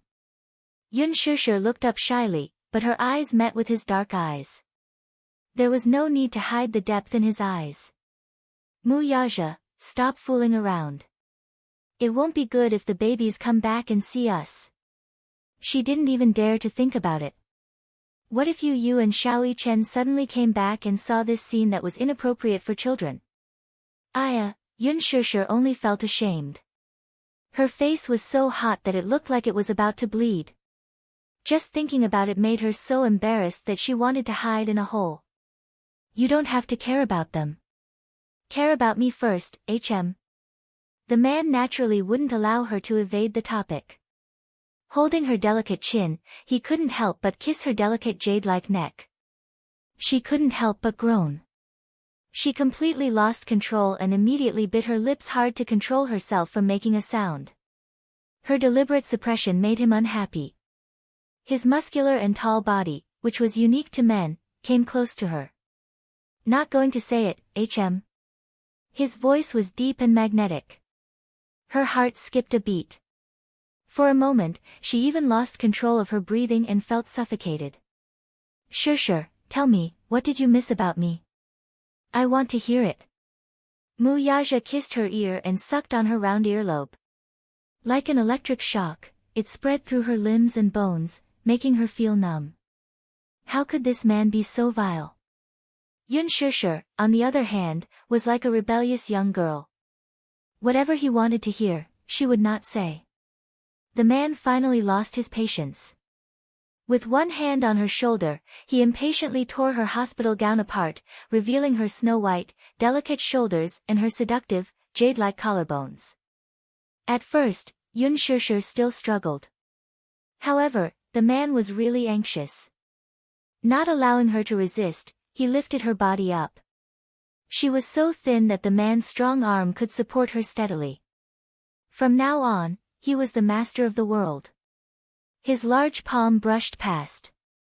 She continued to play with him. Yun Shishir's delicate brows furrowed slightly. In the blink of an eye, everything was under his control. Mu Yaja hurriedly penetrated her in this position. In the bathroom, there was a scene that made people blush and their hearts beat faster. After a long time, Yun Shishir was exhausted. He was so tired that he couldn't even move a finger.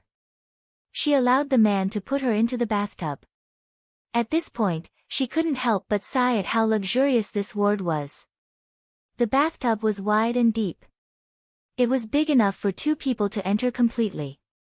Mu Yaja squeezed a few drops of essential oil into the bathtub.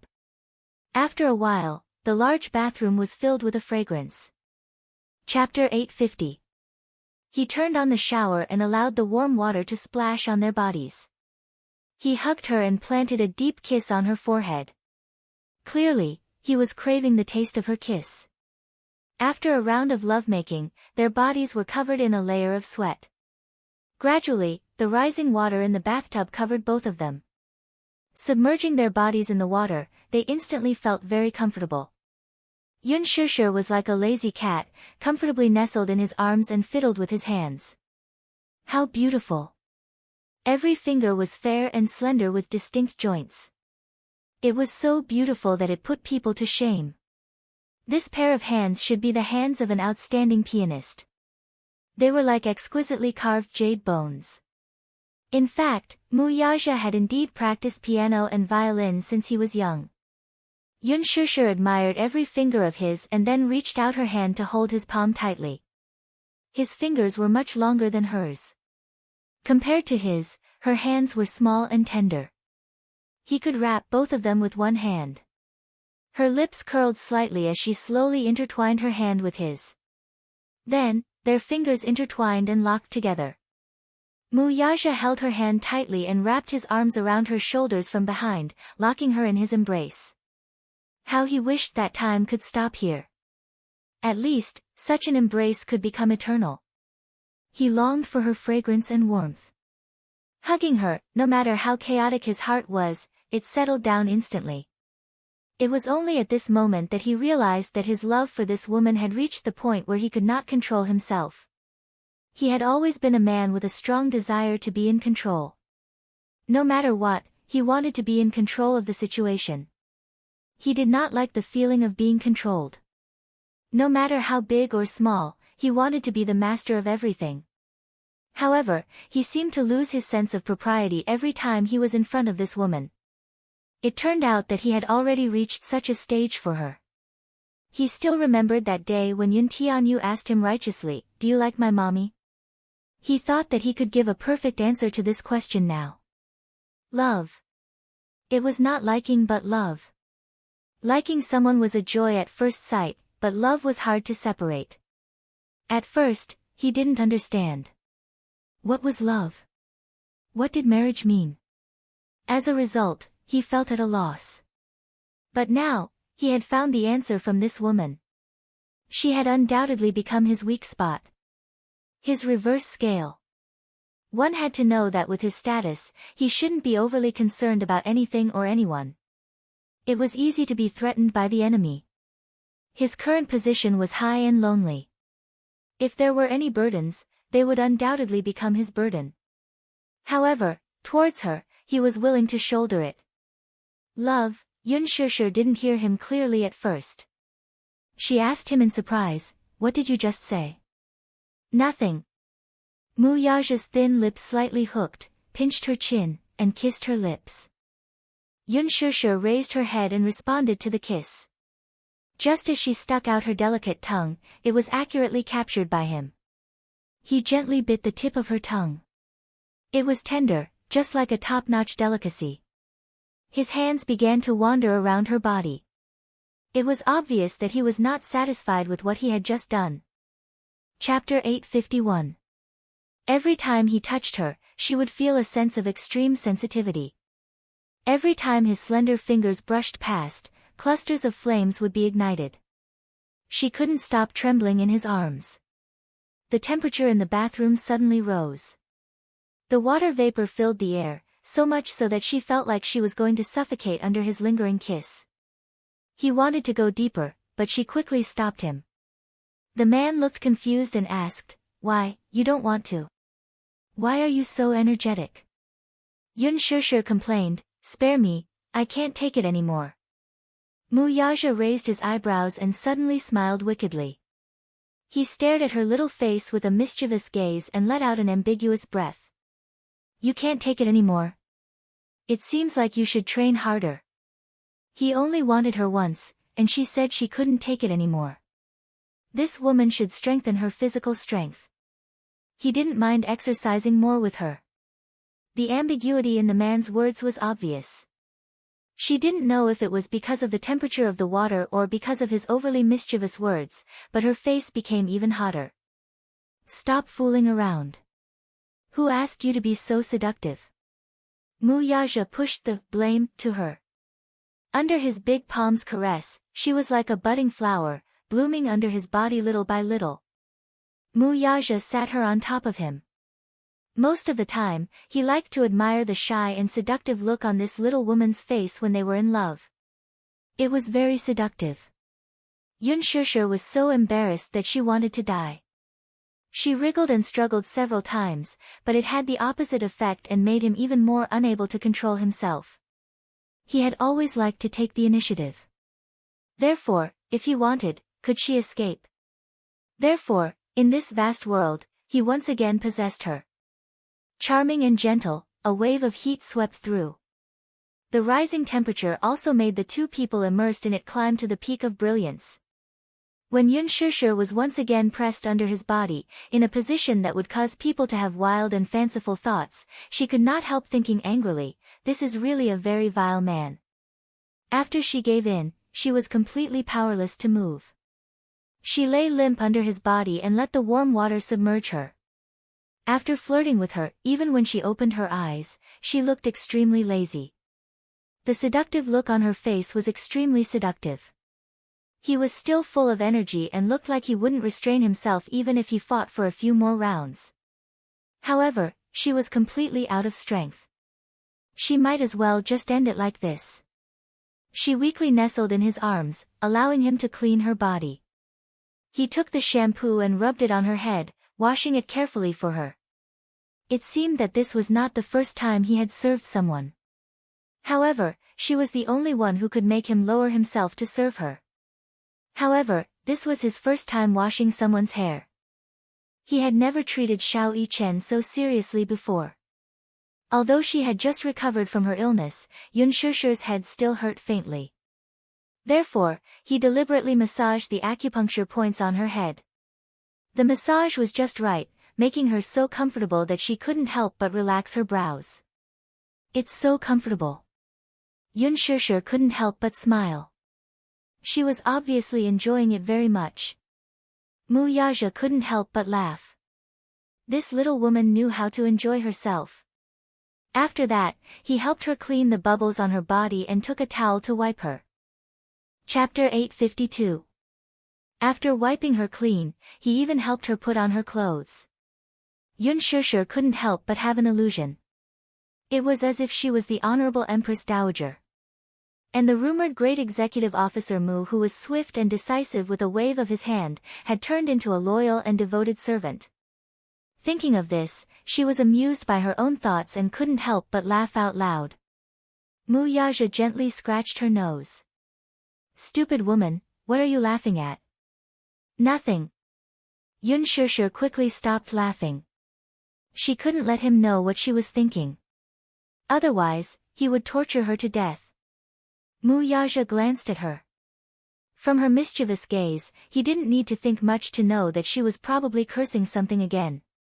He smiled and couldn't help but peck her cheek. He couldn't help but chide her in his heart. This little woman who made people love and hate her. There was a hairdryer in the bathroom, so he carried her in his arms and dried her hair strand by strand. Yun Shishir was secretly happy.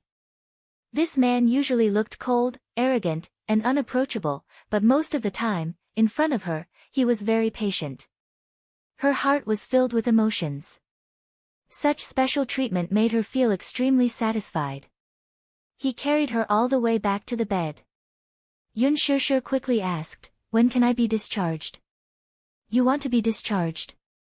Mu Yaja glanced at her. Yun Shishir nodded vigorously. "Yes, of course I want to. After lying in the hospital for 2 days, I'm going to rot. If I continue lying down, I feel that my limbs are going to degenerate. Your fever has just subsided. Stay for another night." "No." Yun Shishir acted coquettishly and hugged his arm. She said softly, "Take me home, okay?" I don't want to stay in the hospital anymore. This sentence of, take me home, directly hit the softest part of his heart.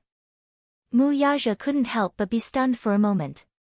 In an instant, he was surrounded by endless warmth. Go home, his thin lips lifted slightly, and he couldn't help but smile. Okay. I'll take you home. Yes. Thus, Mu Yaja got up and went to handle the discharge procedures for her. Mu Group's private hospital was located in the city center, where every inch of land was worth its weight in gold. Therefore, the surrounding area was surrounded by bustling shopping malls. Xiao Yichen and Yu Yu walked out of the hospital. With him leading the way, the two little lads walked towards the city center. Along the way, Yu Yu walked at the front while Xiao Yichen followed behind him. From time to time, he would sneak a peek at Yu Yu's handsome little face. He seemed to be in a good mood today. At least, it was rare to see his usual cold expression on his face. It was probably because Yun Shishir's fever had subsided that his mood improved. Yu Yu. Xiao Yichen called out from behind. Yu Yu smiled and turned around. What's up? Seeing the smile on his face, Xiao Yichen couldn't help but smile as well. Why are you walking so fast? You're walking too slowly, Yu Yu said as he turned around and walked forward. However, it seemed that his footsteps had slowed down. Xiao Yichen caught up with him and walked side by side with him. Xiao Yichen lowered his head and saw his little hand moving along the hem of his shirt. Suddenly, he said, Yu Yu, What now? Yu Yu looked a little annoyed. Can I hold your hand? Xiao Yichen asked carefully. There was a shy look on his face. Yu Yu was stunned and immediately rejected him. No. Chapter 853. Why? Why? Can't we hold hands and walk together? Xiao Yichen shouted indignantly. It feels weird. Yu Yu said in a muffled voice, but there was a look of disdain on his face. Xiao Yichen was a little confused. What's weird about it? Yu Yu glanced at him but did not say anything. They were both boys. Why should they hold hands? Boys still had to hold hands, which made him feel strange. Hold hands. Hold hands, hold hands. Xiao Yichen saw that he did not say anything and started to act coquettishly. Yu Yu said angrily, Mu Yichen, stop fooling around. Xiao Yichen was unhappy. He held his hurt heart and said softly, I'm not fooling around. I just want to hold your hand. Yu Yu said coldly, are you a pervert? You're the pervert. Xiao Yichen shouted and moved closer. Hold hands. No. Hold hands. Yu Yu was silent. He could not help but feel a headache coming on. This kid had learned how to act coquettishly. He did not know who he had learned this from. But he did not know who was the first one to act coquettishly. Would he fall for it? It was impossible. Hence, Yu Yu ignored him and walked forward. However, he did not know who had taught Xiao Yichen. Yu Yu refused to hold hands. Would it really work? Hence, without further ado, little Yichen caught up with him and held his soft, fleshy paw without a word. Startled, Yu Yu tried to pull his hand out of his father's grasp. Xiao Yichen held on tightly. The more he struggled, the tighter he held on. Yu Yu was impatient and said coldly, Mu Yichen, let go. No. If you don't, I'll bite you. He could be shameless, but he could also be unreasonable. Xiao Yichen wasn't afraid at all. He taunted, I won't let go even if you bite me. Back then, when they were high up in the sky on the Ferris wheel, he had held on to her hand tightly. Even when it was on the verge of dislocation, even at the very last moment, he had refused to let go. Even if he was bitten, he wouldn't let go. She just wanted to hold his hand. Yu Yu saw the determination on his face and gave up struggling. Biting him was just to scare him. But this kid wasn't scared at all. This was inevitable. He had been training in the special forces since he was young and had experienced all kinds of things. Naturally, he was not afraid of anything. Xiao Yichen got what he wanted. He held his hand tightly and walked side by side with him. His hand was a size bigger than Yu Yu's, so naturally, he was able to hold Yu Yu's little paws in his palm. His hand was so soft. Xiao Yichen couldn't help but pinch his palm. He had a ragdoll cat in the Mu residence. When he was bored, he liked to hold the cat in his arms and pinch its paws. However, Yu Yu's little hand felt better than the cat's paws. It was warm, soft, and extremely cute. Yu Yu's palms, on the other hand, were sensitive and ticklish. Seeing him pinch them, they shrank back a little. Thus, she glared at him, hinting at him to stop before he went too far. Letting him hold her little hand was already a big concession from him. Xiao Yichen understood the warning in his eyes and stopped pinching him. Yu Yu, what do you want to eat? I don't know. Let's walk around and see. He didn't know what he wanted to eat. Now that he was starving, he wasn't as hungry as he was in the hospital. Chapter 854. Yu Yu shook his head. I'm sick of it. Do you eat it every day? I can cook it myself. Yu Yu thought to himself. These Western restaurants were so ostentatious, but the Western food they made was not authentic at all. Furthermore, he often cooked Western food at home. The standards of these Western restaurants were not as good as his. Compared to Western food, he was more interested in Chinese food. Xiao Yichen licked his lips and said, I'm a little hungry too. Actually, I quite like pizza. Pizza tastes terrible, Yu Yu said mercilessly. I don't like pizza. Xiao Yichen was silent for a moment, but he let him be. Okay, let's go find something you like to eat. He smiled gently, but he did not hide the affection in his eyes. Yu Yu looked at him and his heart skipped a beat. He thought that this kid would insist on choosing a restaurant that he liked. He did not expect that he would let him choose. It seemed that this older brother was quite tolerant of him. With that thought, he continued to walk forward. Little Yichen held his brother's hand as they browsed the entire way. Although he did not see a restaurant that Yu Yu wanted to eat at, he still enjoyed this aimless stroll. The two little guys suddenly passed by a grilled fish restaurant. Yu Yu walked to the entrance and could not walk any further. He sniffed and smelled the aroma from the restaurant. It was really mouth-watering. Xiao Yichen could not help but be deeply attracted by the aroma. He could not help but lean forward. Yu Yu, shall we eat grilled fish? Oh, okay. Yu Yu licked his lips. He had never eaten grilled fish before, but the aroma was really tempting. It should be delicious, right? With that thought, he let Xiao Yichen lead him into the restaurant. When they stepped into the restaurant, the greeter at the entrance saw the two little guys walk in. The smile on his face froze and his body froze. These two little munchkins are so cute. They were pink and tender, just like two soft and cute glutinous rice balls. The two little munchkins were wearing shirts and suspenders of the same style, looking like elegant little gentlemen. But, was it just the two of them? Where are their parents? The usher looked behind them. Yu Yu said, hello, both of you. Two. The usher was a little surprised. These two little lads looked like they were 6 or 7 years old. They were so young, did they have the ability to spend money? One had to know that this restaurant was very expensive. Would these two children not have enough money to pay the bill?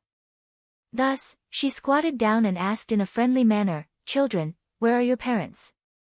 Just the two of you. Or did he get lost? I'm not lost, Auntie. We're here to eat. Please lead us to our seats, Xiao Yichen said politely with a bright smile. As he spoke, he saw that there was still doubt on her face. He said, I brought money. We won't dine and dash. Even though the usher was puzzled, she could only lead them to their seats and bring them the menu. Yu Yu flipped open the menu and ordered the signature grilled fish and some skewers. Then, he waited patiently for the dishes to be served. It was lunchtime, so there were many people in the restaurant. It was a hubbub of voices and the atmosphere was noisy. Yu Yu took out his cell phone. He had been busy taking care of his mother in the hospital and had put aside the company's work. When he opened his inbox, emails popped out one after another. He browsed through them one by one. Halfway through, Xiao Yichen suddenly snatched his cell phone away. Chapter 855. Little Yichen looked at his father's phone and saw that there were more than a dozen unread emails in his inbox on the screen. Yu Yu was shocked and immediately snatched his phone back. Why did you snatch my phone? I was just bored. Xiao Yichen rested his chin on his hand and looked at him pitifully. You only care about your phone. There's no one to talk to me. Yu Yu's lips twitched. He did not know what to talk to him about. He felt that he had nothing in common with him. However, he didn't say anything and just quietly put his phone away. No matter how important the matter was, it was not urgent to deal with it after dinner. Thus, the two of them just stared at each other like that. Xiao Yichen looked out of the window and saw people walking to and fro on the street. At this time, many people were strolling on the street. Suddenly, he saw two children playing, chasing each other, and fooling around not far away. He stared at them for a long time until the children disappeared from his sight. Then, he sighed sadly. Suddenly, he thought of something. He looked up and asked excitedly, "Where are we going after dinner?" "Back to the hospital." Yu Yu's reply was concise. "Ah," Xiao Yichen dragged out the last syllable in disappointment. He held his head and looked disappointed. Compared to him, Yu Yu was more like a mature and steady veteran. He said concisely, "After dinner, we'll go back to the hospital to accompany Mommy." "But I want to go shopping," he said. "It's rare for me to go out. I don't want to rush back." "Where do you want to go?" "The amusement park." Xiao Yichen said, his eyes clear and bright. He thought about the last time he was in Tonghua Valley. He did not have enough fun and still wanted to go back. He did not have time to go on many rides and felt a little regretful. Yu Yu frowned and reminded him in a low voice, "Mu Yichen, look at the time. The amusement park is closed a long time ago." "Oh." Xiao Yichen sighed dejectedly. Yu Yu held his forehead. This kid was really a child. But when he thought about it, it made sense. After all, Mu Yichen was at the age where he was playful. Presumably, he rarely had the chance to go out. Mu Yaja was busy with work and rarely had free time. Therefore, he was afraid that he had neglected him, so he rarely went out. Therefore, he did not want to rush home. With that thought in mind, Yu Yu said, "If we're done eating, shall we go watch a movie?" "Sure." Xiao Yichen nodded happily. "Are there any good movies recently?" "Yes, there is one." Yu Yu said, "Have you seen Zootopia?" "No." "It's an interesting movie." "I'll watch it with you," Yu Yu said. Xiao Yichen nodded. "Okay." Yu Yu smiled and picked up her phone to book the tickets online. This movie had been very popular recently, and it was hard to get a single ticket. Therefore, at this moment, he could only buy a seat at the back. After booking the tickets, the dishes were quickly served. The grilled fish was fragrant. Together with the skewers, it looked very tempting. Xiao Yichen was already drooling. He eagerly picked up a grilled chicken wing and took a bite. Yu Yu said, "Don't eat the tip of the wing." "Why?" Xiao Yichen blinked and stared at him with a puzzled expression. "Because the tip of the wing contains toxins. The tip of the wing is equivalent to the lymph nodes of the human body. It's where the toxins are expelled." Xiao Yichen was stunned when he heard that. Chapter 856. I realized that you know quite a lot. Xiao Yichen was a little surprised. "You seem to know everything." "Every time I cook braised chicken wings, I cut off the tip of the wings," Yu Yu said. When he cooked, he paid more attention to these things. He knew what he could not eat and what was good for his body. Because he had an allergic constitution, he had to pay special attention to these things. His mother also had some things that she could not eat and had to abstain from. Therefore, he paid more attention to these things. Yu had just finished a grilled sausage when he suddenly saw a few waiters staring at them from the corner of his eye. He furrowed his brows and looked a little unhappy. Xiao Yichen followed his gaze and saw a few waiters looking at their table from time to time. He was a little puzzled. Yu, These waiters are so pitiful. Why do you say that? Xiao Yichen said sadly, look, they keep staring at us. They must be hungry. Yu was speechless. Idiot, they're afraid that we won't have the money to pay and run away. That's too petty. Xiao Yichen suddenly opened his school bag and took out a bulging wallet. He placed it on the table. Yu's eyes twitched violently. What are you doing? I'll pay first so that they won't be on guard. As he spoke, he called the waiter over. The waiter immediately rushed over. How can I help you, my friends? I'll pay the bill.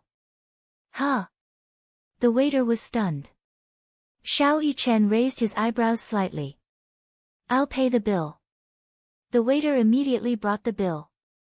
The total is 350 yuan. Xiao Yichen nodded and opened his wallet. In an instant, it was as if a golden light was shining. There were rows of cards in his black wallet, and there was a huge stack of cash in between them. At a glance, there were roughly a few thousand yuan. It was shocking. This child, he was a little rich.